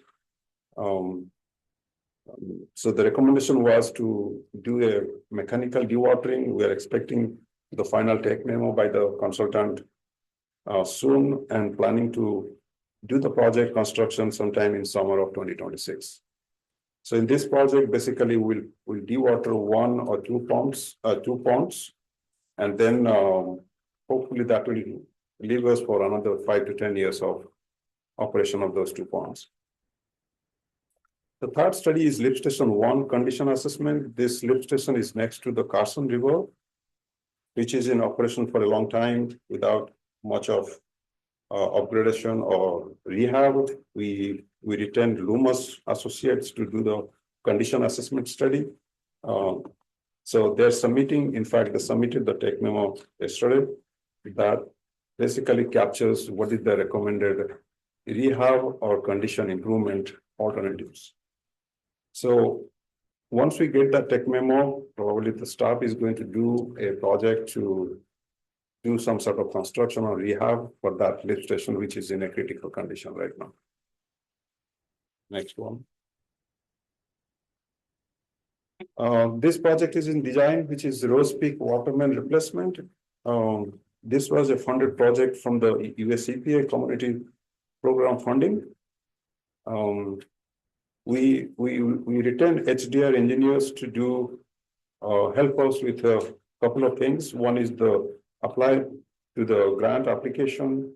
Simultaneously, they will also perform the NEPA requirements, whatever required for this funding application or funding scope. At this point, that NEPA process is in progress. I think we are going to need some time to complete this study. And at the same time, consultant also completed the 30% design review, which staff basically reviewed. Everything looks good, and they're going to be finishing the 30% design within the current contractual time, which is March 2026. Staff is working with consultant to extend or amend the contract so that we can move the project to final design, as well as we can finish the grant application requirements, including the NEPA process and other activities. So we are planning to bring this contract amendment next board meeting. Next one, please. This project, which is Highway 50 Dayton Valley Road CO replacement project phase 2. As you know, this is in the design. We moved this project to bid the project in last March, April. We did receive one bid which was disqualified by our consultant. We rebid the project in November of this year, so 2025. No bid was received within the stipulated time period of the bid opening. So as per the NRS, we extended up to 7 days to see if there was any further interest in the project. Luckily, we got one bid within the 7 days extension period. Our engineer Lomas and Associates, they reviewed and found the bidder responsible and responsive. And they're recommending the award of the contract to the bidder, which is MKT Construction. The agreement is presented to the board's approval today. If it is approved, the construction is expected to begin sometime in March or April. Next one. This project is under construction, which is our rolling air wastewater treatment plant phase 4 expansion. This is almost to the finishing line. Most of the constructions have been completed. As we reported last time that there are some defects to the construction we observed that is impacting not impacting the performance, but those things has to be taken care of. So the final completion is March 2nd of 2026. The substantial was January 1st, 2026. However, the contractor missed the substantial completion deadline because there are a few things were not completed by that time. So that brings to a request by the contractor to extend the construction period to some extent. They have not requested specific dates. At this point, staff and engineer both are reviewing the request and possibly will bring to a contract extension for board's consideration on March 5th meeting. There are two activities that are weather related, such as restoration of paving that cannot be done once the production of those materials are in place. But outside of those two weather dependent activities, there are certain things has to be done or completed and commissioned and accepted by county. So I think that brings to a discussion whether those things are allowed or not. So we are basically going through those requests right now.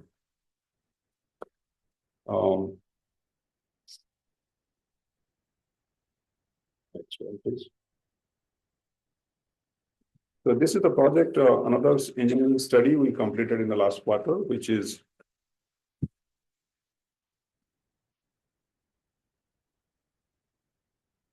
this is industrial lift station on the north side of Highway 50. So there are multiple lift stations that have been in operation for a while, but because of some operation issue, there is a situation that we need to improve those pumping scenario, as there are a lot of developments coming, flow is increasing over the last few years. So this particular lift station is kind of not able to make the entire flow. There are a lot of high level alarms were coming in last quarter. Staff is to spend a lot of overtime to manually manage those 3 lift stations so that they can handle the entire flow from that area. So we brought Job Engineering to do the study. What they found that those pumps are undersized, and they recommended a larger pump with a better control so that they can play with other 2 lift stations around that area. Before we bring a project to do that construction, staff was very proactive. They found something that temporarily can help us, which is a bigger size pump. So in the meantime, they installed and they're working very well, and we are able to manage the operation for the time being, but we need a project to finish that construction that is recommended by the engineer. So that's all I have on the project update. If the board has any questions, I'll be happy to answer. Any questions? Commissioner Casanelli? Thanks.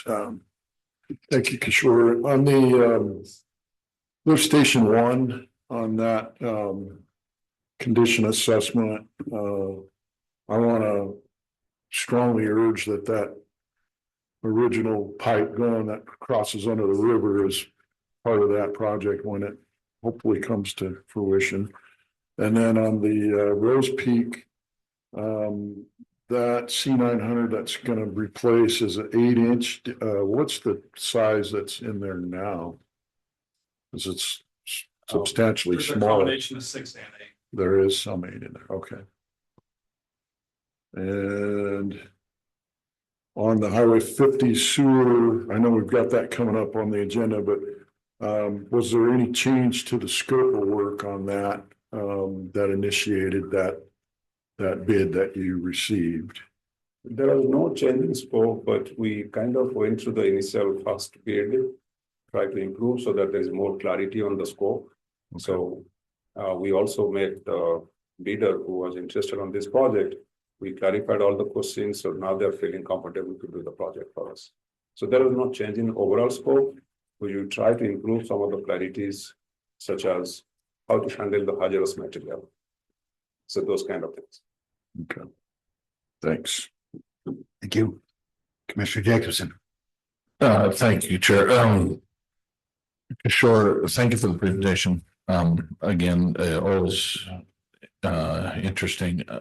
The last slide you showed mentioned overtime. I guess I've been unaware that our staff is having to come in on weekends, and that's just to monitor the two small pumps. Is that or what is that all entailing?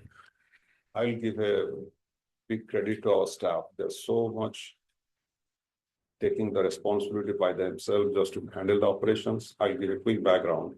There are 3 lift stations. Rose Peak, Sutro, and Industrial. So Rose Peak has a limitations, is control interlinked. That means when the Sutro is running, you stop the Rose Peak because they cannot work together.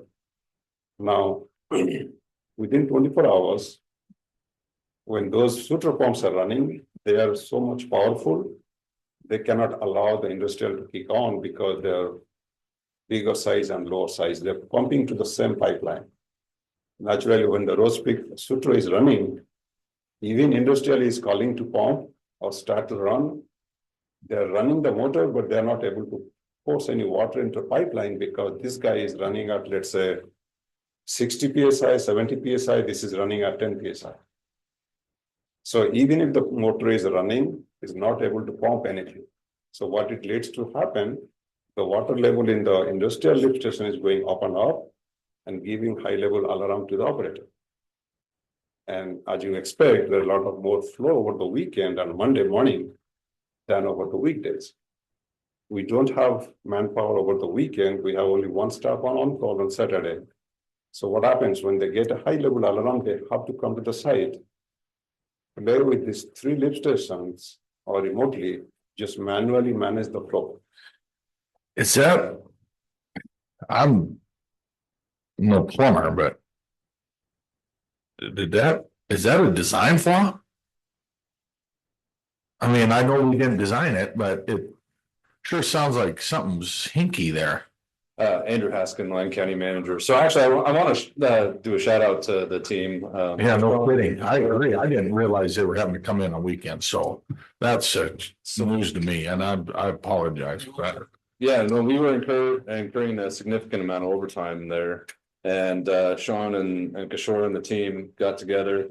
They worked with JEB Engineering. They were able to figure out a short-term solution with pumps that we had on the shelf to get that. And since they did that, what, 2 months ago?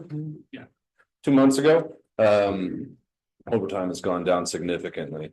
To answer your question about the design of it, I think that originally it was designed with bigger pumps, but the issue is that we weren't seeing enough flow at the time, but now with other developments coming online, we are. So back when we weren't seeing enough flow, that can cause a problem too. And so the pumps were downsized, and then they were never re-upsized as a part of that. That is my understanding of it, right? So the bigger pumps will fix the problem. It's not a design flaw.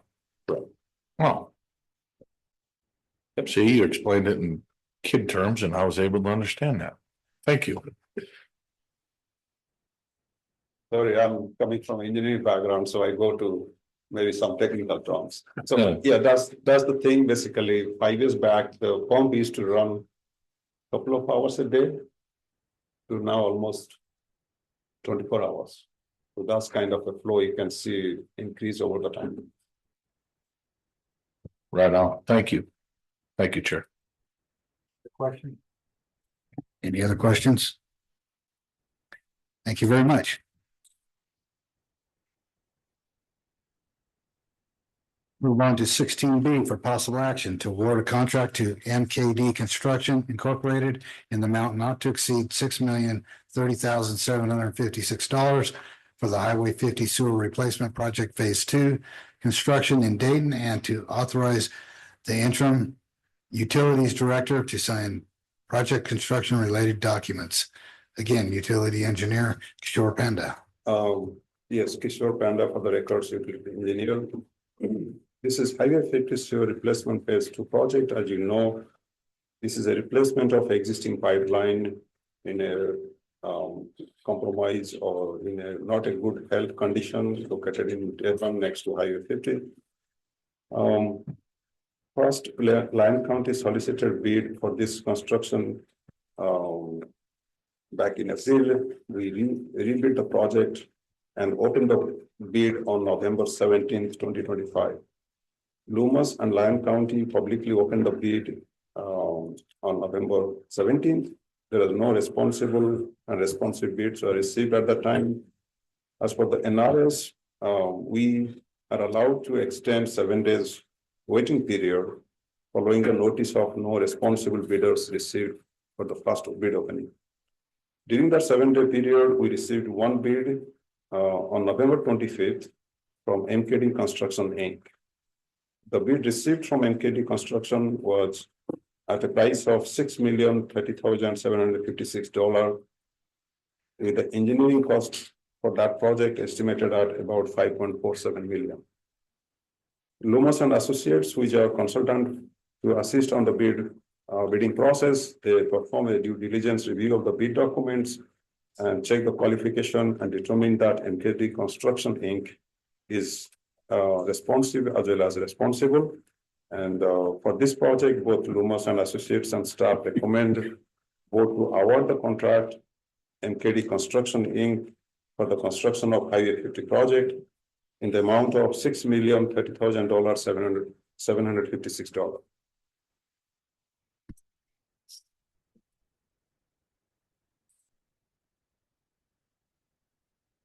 Do we have any questions from the board? Mr. Jackson.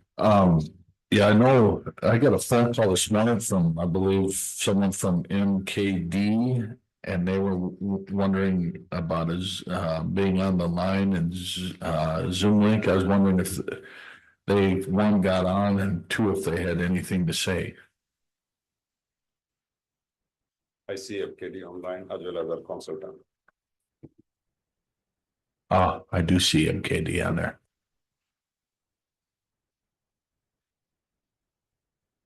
Apparently not. All right. Any other questions from the board? Any public comment? Any public comment online?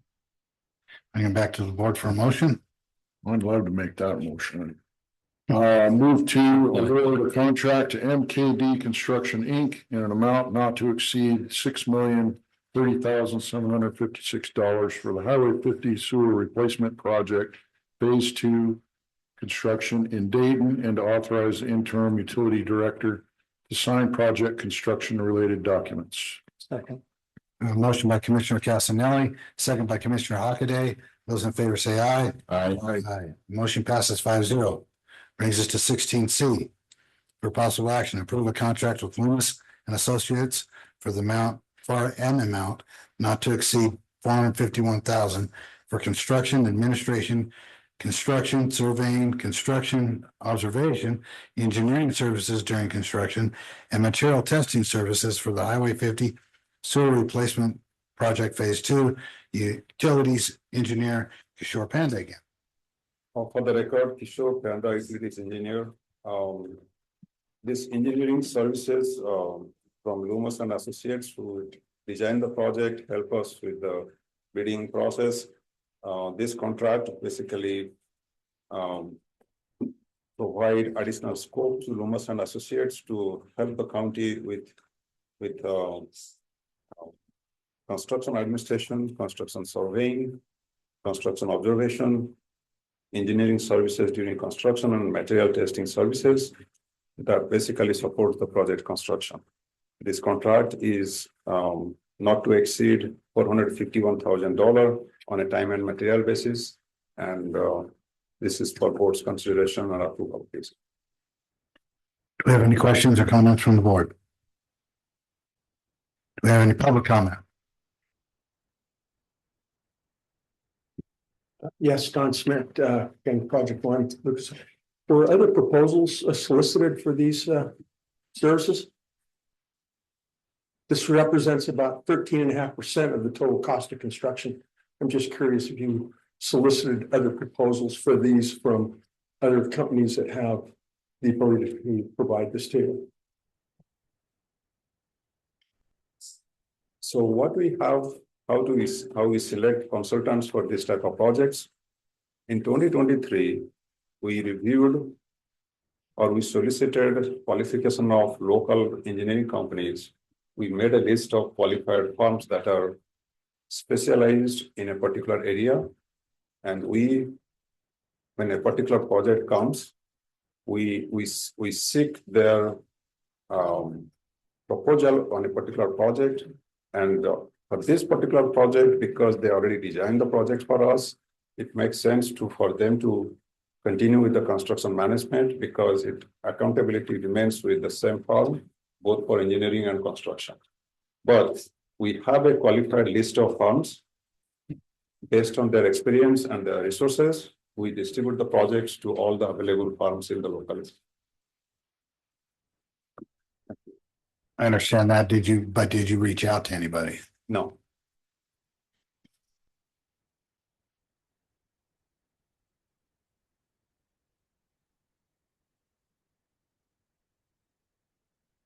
Any other public comment? Bring it back to the board for comment or a motion? Just a comment. And again, this isn't just, I don't want to say hearsay, but I have been told by contractors, et cetera, and that may not pertain to this one. But I've been told that some people are putting in bids in Lyon County because other counties are easier to work with. Now, I'm not saying that's true, but I think that workshop may help some of this. I hope so. Just another reason why I would like that on our workshop agenda. And then I would have to agree $451,000. Maybe should have gone out to bid. Andrew Haskin, Lyon County Manager, if I can add a little bit of color to that. So for engineering services like this, state law does not allow us to basically request a price at the bidding time, right? You do a request for qualifications where they submit that, then you select the contractor, and then you negotiate the price after that. So you can't get the price up front. It is against the law. If the board permits, I can add something on that 13% cost for the engineering services. Typically, there is a guideline that how much we should spend on engineering for planning, design, and construction of the project. Typically, that is marked as about 25%, not to exceed. In this project, we spend about 10% on the design and 13% on the construction management. Again, there is some buffer in this $451,000 considering the risk associated. There is, I think, $50,000 buffer contingency fund also built into this fund. So if I take out those contingency and considering the risk we have in this project, particularly working next to the gas station, Highway 50, there is some buffer is built into this. And again, this is a time and material. We closely monitor each and every penny of the project. As you have seen in the previous projects, most of the projects, we never exceed the contingency. We stay well below whatever number it is. So I make sure that every project is kind of done within the stipulated budget. I think so far, I'm very successful in doing that, and I'll be able to do that because in this project also I have the same policy to control every time and material spent on the project. Thank you. Normally, we have, wait a second, we have, once you get up and do public comment, we don't allow people to get up and do public comment again. I just wanted to clarify that. Because of this, I'm just explaining why I'm allowing you to get up and. Thank you very much. And speak again. So because of the cost and everything else, I think it's important. I just wanted to clarify, I didn't ask, I am very familiar with NRS, and I said the word proposal. I know these are professional services, since I happen to be one at times. You can't base the award to an organization based on price. So I just want to clarify, I know how it works. I just wondered if you had sought other proposals for these services, that's all. But anyway, thank you. Thank you. Bring back to the board. Do we have a motion? I'll move to approve a contract with Loomis and Associates for an amount not to exceed $451,000 for construction administration, construction surveying, construction observation, and engineering services during construction and materials testing services for the Highway 50 sewer replacement project Phase 2 construction. Do I have a second? Second. We have a motion by Commissioner Casanelli, second by Commissioner Hockaday. Those in favor say aye. Aye. Motion passes 5-0. Brings us to 17. For possible action, approves. Did he say his name again? Sharani and Company as the auditor for the county with the fiscal year cost for fiscal years 2026, 2027, 2028 being $90,000, $95,000, $100,000. Comptroller Josh Foley. Josh Foley, Lyon County Comptroller. For the record, I did put some comparable audit costs from Carson City and Douglas County, which are similar size to us, to give you an idea that this is still significantly cheaper than what the market rate is out there. And I'm here to answer your questions if you have any. Do we have any questions or comments from the board? Do we have any public comment? Seeing none in the room, none on the line, bring it back for the board for a motion.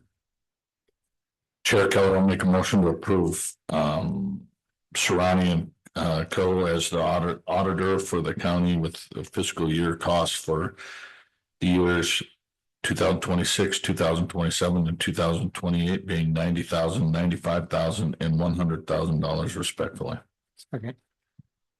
We have a motion by Commissioner Jacobson, second by Commissioner Hockaday. Those in favor say aye. Aye. Motion passes 5-0. 17B for possible action.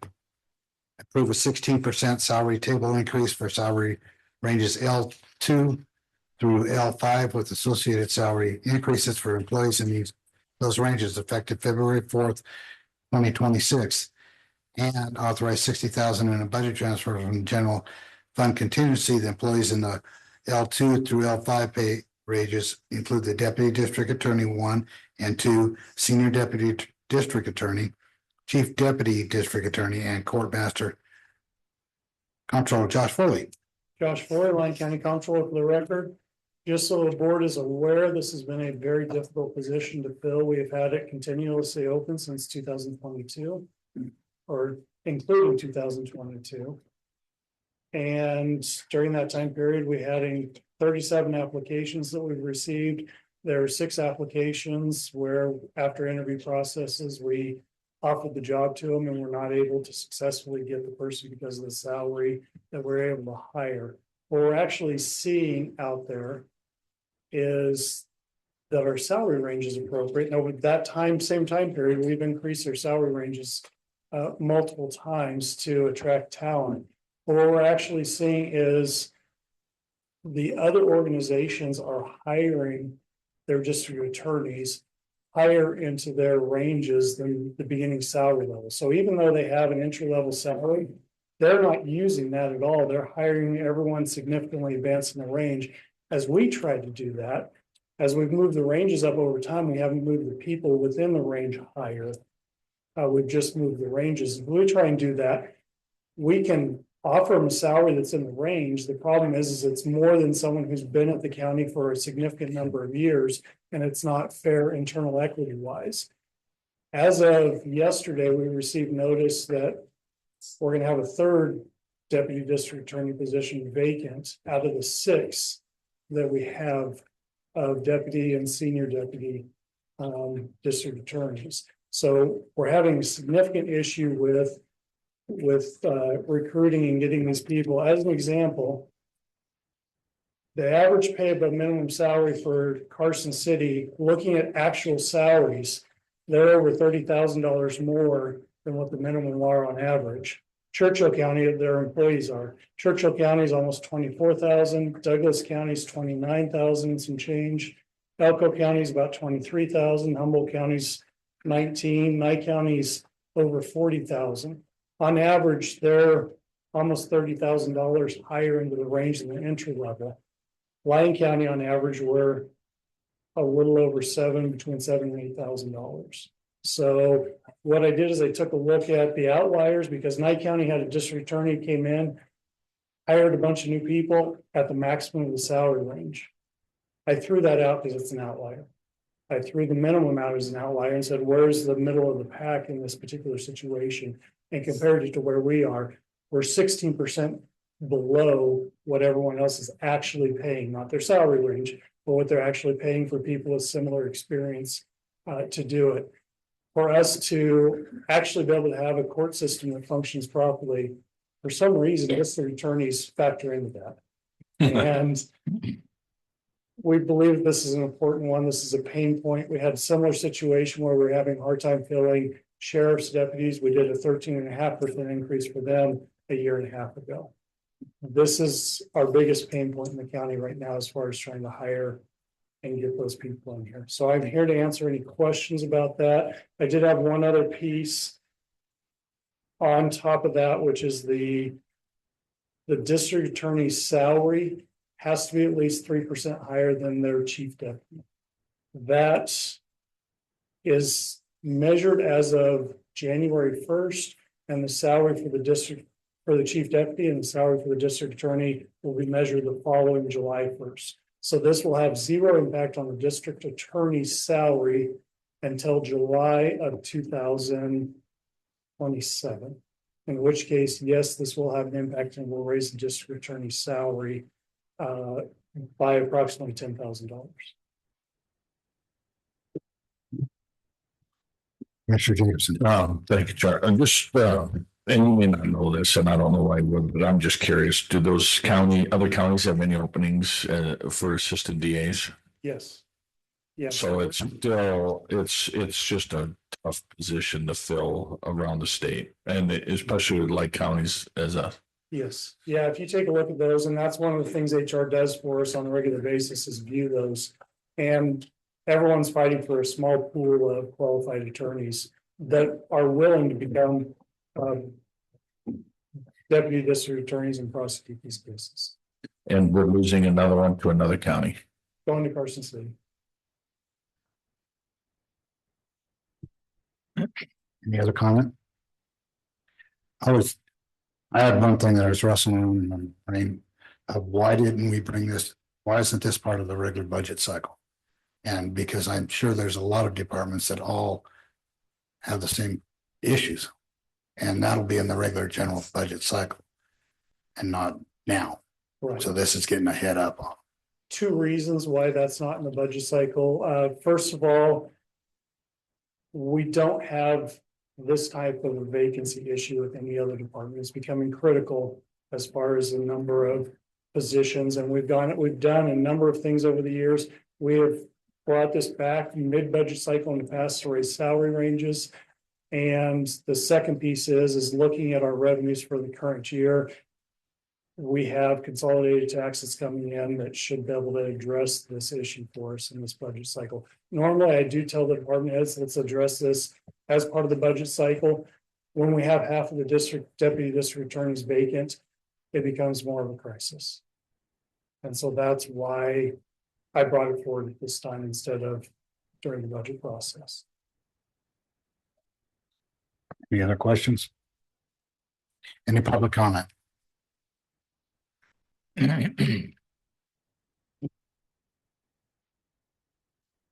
This kind of offends me. You gave the rest of your employees a 2.5% raise, which for the average makes about a 46 cent an hour raise.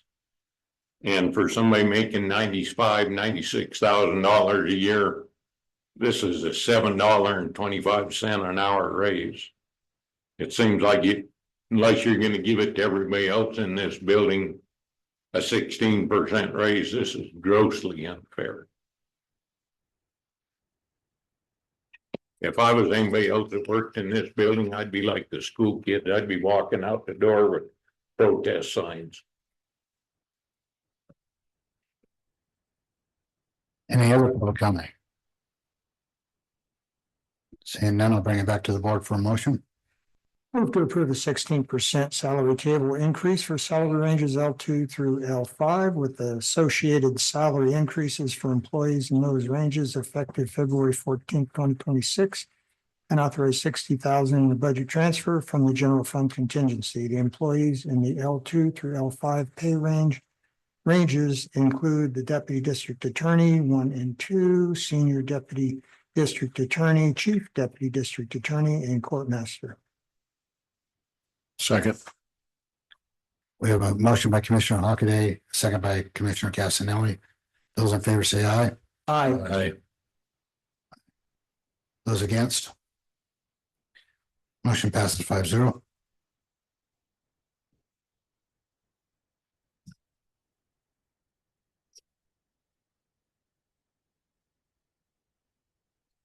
(18A) Possible action approves the elimination of the vacant utilities meter position by replacing it with a water systems technician position. Human Resources Director Ben Evans. Morning, Chair, morning, Commissioners. Ben Evans, HR Director for the record. This agenda item is to eliminate the utilities meter technician position, which is created to change Dayton water meters from an in-person read into an electronic read. That project is mostly completed and the position is now vacant. And with it being vacant, mostly completed, it makes sense that now the meters are being read electronically and additional skills and KSAs are required to change it into a water systems technician position. The salary range for that increase is already budgeted for this current year without any impact. Any questions? I have one, because this position was made just for that specific purpose, not to keep it going on to a different thing. Now we're creating a new position already. Is this to maintain that workforce that you already, person that you already want?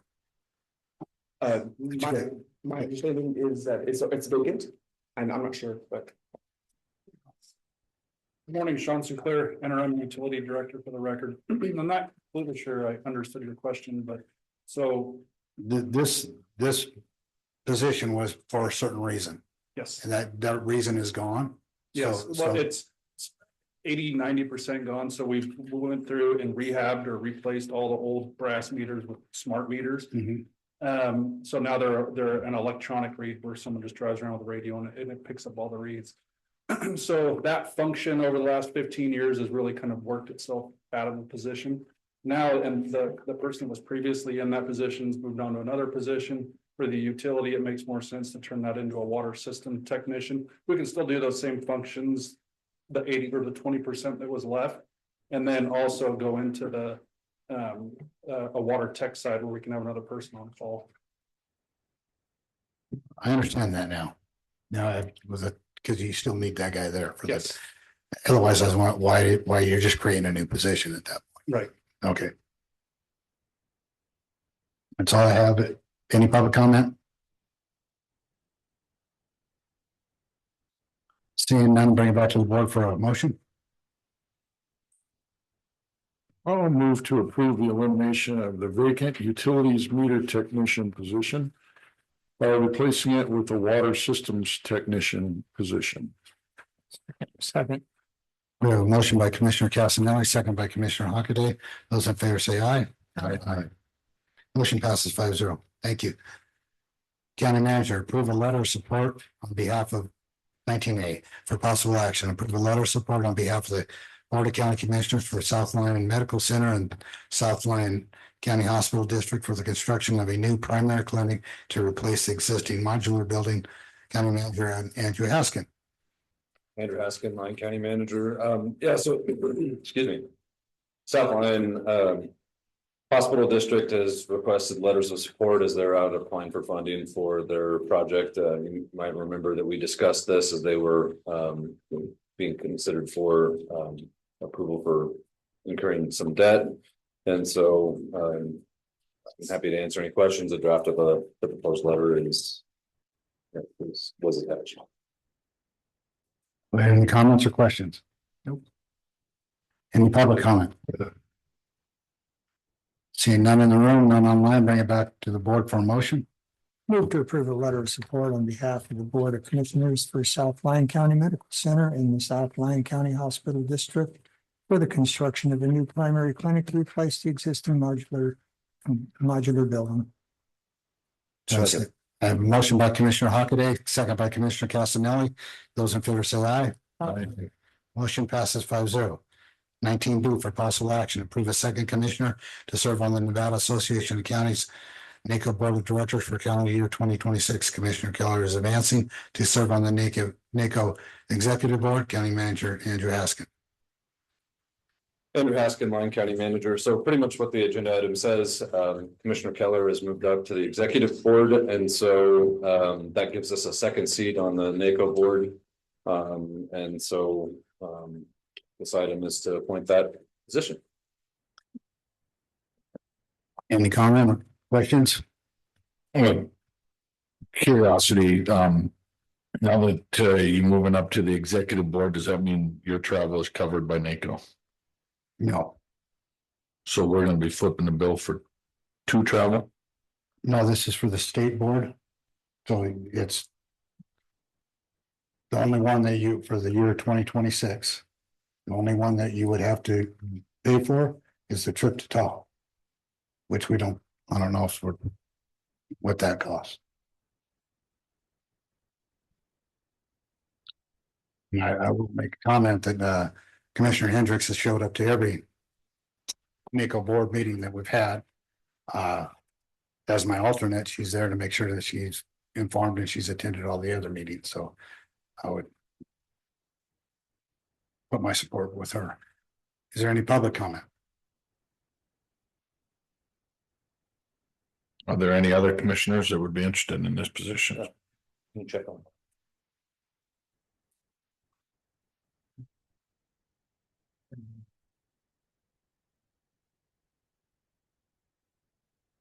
Yeah, bring it back to the board for a motion. Make the motion to approve the second commissioner, Tammy Hendricks, to serve on the National Association of Counties NACO Board of Directors for the calendar year 2026. Second. I'll second. Those in favor say aye. Aye. Aye. Motion passes 5-0.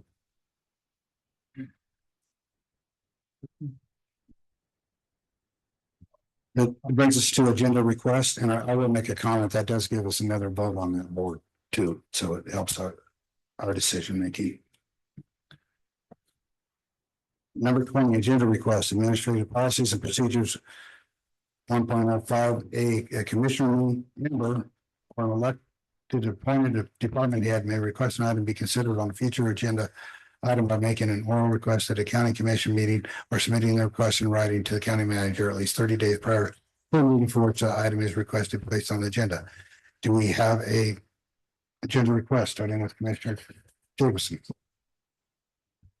I'm on the Nevada Works committee or board, whatever. And I don't know if we've had a presentation by them. I don't remember in my 5 years. So I'm just requesting that maybe we reach out to them and have them do a quick presentation on what they do. And just for public information in our county, and maybe we can benefit. I sit in on those meetings, and really Lyon County isn't discussed much at all. And so maybe it's something that we can use as far as workforce development and whatnot. So if we could just invite them to a meeting at ever during their convenience. Just to provide a bit of an update on that, Martha's actually already working with them on a date in March, so. Yeah. I requested it at our meeting the other day too, so with them, and no one objected, so. Did you need to add that agenda request for the workshop? And then just adding to the works, thank you, Jared, adding to the workshop, just a listen session to contractors, builders, et cetera, on what's working well and any improvements that our board can do to support our planning department, as I know they are swamped. And so really it's to help out Lyon County and just listen in to some of those things. Commissioner Hendricks? Yeah, at the State of the County's breakfast, I met a couple of different people that serve on Main Street organizations, and I know we have several of those in our different communities, and I'd like to see a representative from each of those come and give a presentation on what they've accomplished and what they're doing moving forward, because they're all volunteer and they're really accomplishing a lot. Thank you. Commissioner Casanelli? Not at this time. And I don't have anything either. Commissioner comments, starting with, I'll go to the other side, Commissioner Hockaday. Commissioner Casanelli. Commissioner Hendricks, Commissioner Jacobson. Well, I know I'll forget Valentine's Day, so I want to wish my wife a happy Valentine's Day. I covered myself and it's on public record, so she can look it up. That's in the minutes. Okay, this will bring us to our final public participation. Is there any public participation? For the record again, Don Smith, Project One, Lucas Homes and Development. I have two, and I'd asked, I didn't know if you took a public comment on the agendas. Several months ago, I informed you about Mr. Lucas's passing and what was going on with traditions. And at that point, I had requested or offered to be placed on the agenda to give you a complete and thorough update on traditions, which would take about, probably 10 to 15 minutes. I'd like to do that. And then the other thing I'd really like to do in my last 2.5 minutes here is talk about the workshop that you'd like to have. I think it goes far beyond that in sitting down with contractors. Contractors, and I deal with a lot of them, happen to be one at times, and we don't understand the rules, so we complain. So sometimes that's what happens. But I think there's a greater concern for Lyon County to have a workshop like this, but to expand on it. A little while ago, Andrew told you about his presentation on Lyon County, and it's ready for business.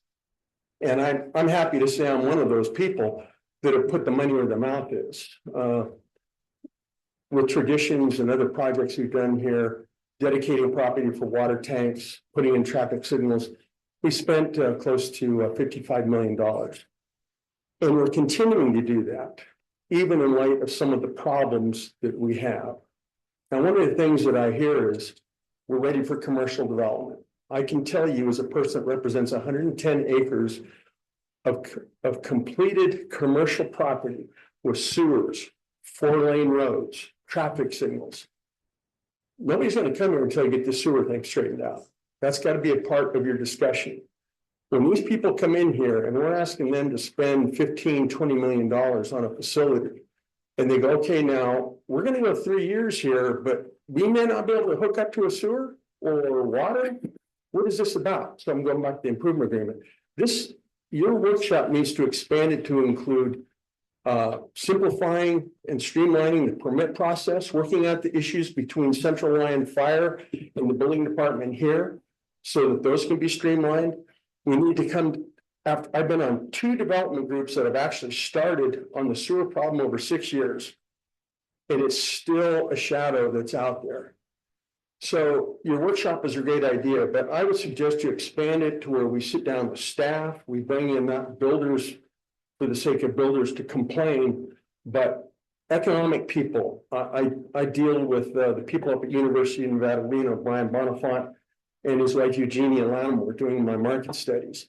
We need to bring people here so that they can try to educate you on what we can do, because who's really holding up the commercial growth from coming here that we spent the money to do this on would be the 5 of you, and you have a great staff.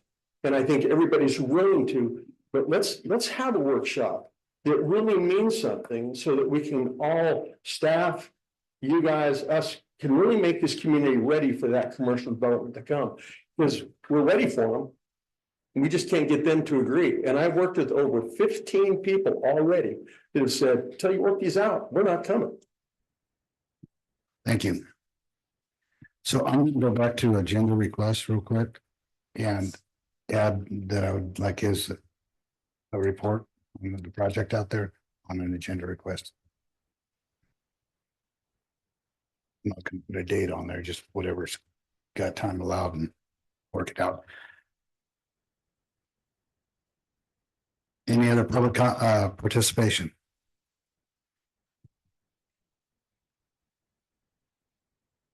I'd like to see that workshop open to the public and held at the city complex in the city council. But my real contract, this is Robin Biggs for the record, is Stacy. You made a comment about the open meeting law. We don't normally do that. Stacy handed you something that we're in compliance. It looked like it had something red on it. Do you have that with you?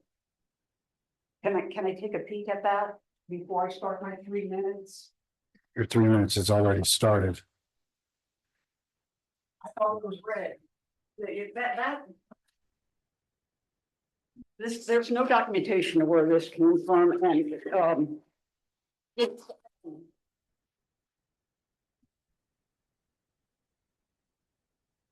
Nevada open meeting law. I got this from for the 2025-2026 from the Attorney General website. What she's handed you is not right. And the open reading laws must be posted here, and the 3 data center of the electronic is good, but it does not excuse 3 other physical prominent public locations. Ideally, a posting in a locked bulletin board outside this building. It could be posted down at City Hall and their locked thing, and it could be posted in the public library, and all the agendas are on there, and the very last one says file copy. This is how it was done in the past. And then when you get to that file copy, you ask the librarian for some more, and they put a bunch more on there if your meeting isn't coming up too soon. What Stacy gave you, that is not. For your record, you're saying that you are in compliance. Where is the documentation? Why didn't you email that to me yesterday? When Stacy gave it to you and you reported to them that it was done. There is no communication. There is no transparency of a lot of what you're doing. And what do I have to do? Say, I'm up here talking, I'm frustrated. And I have to put in there, I expect to hear from you in 8 working days on this. You should just do it.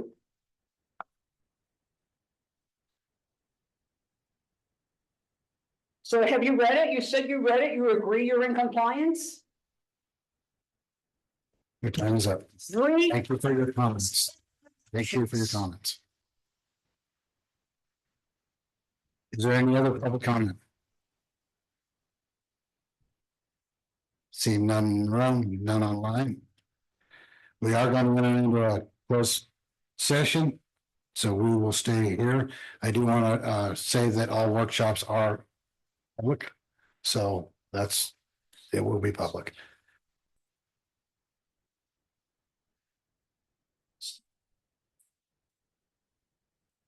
You're gonna have it in this room? Yeah. Okay,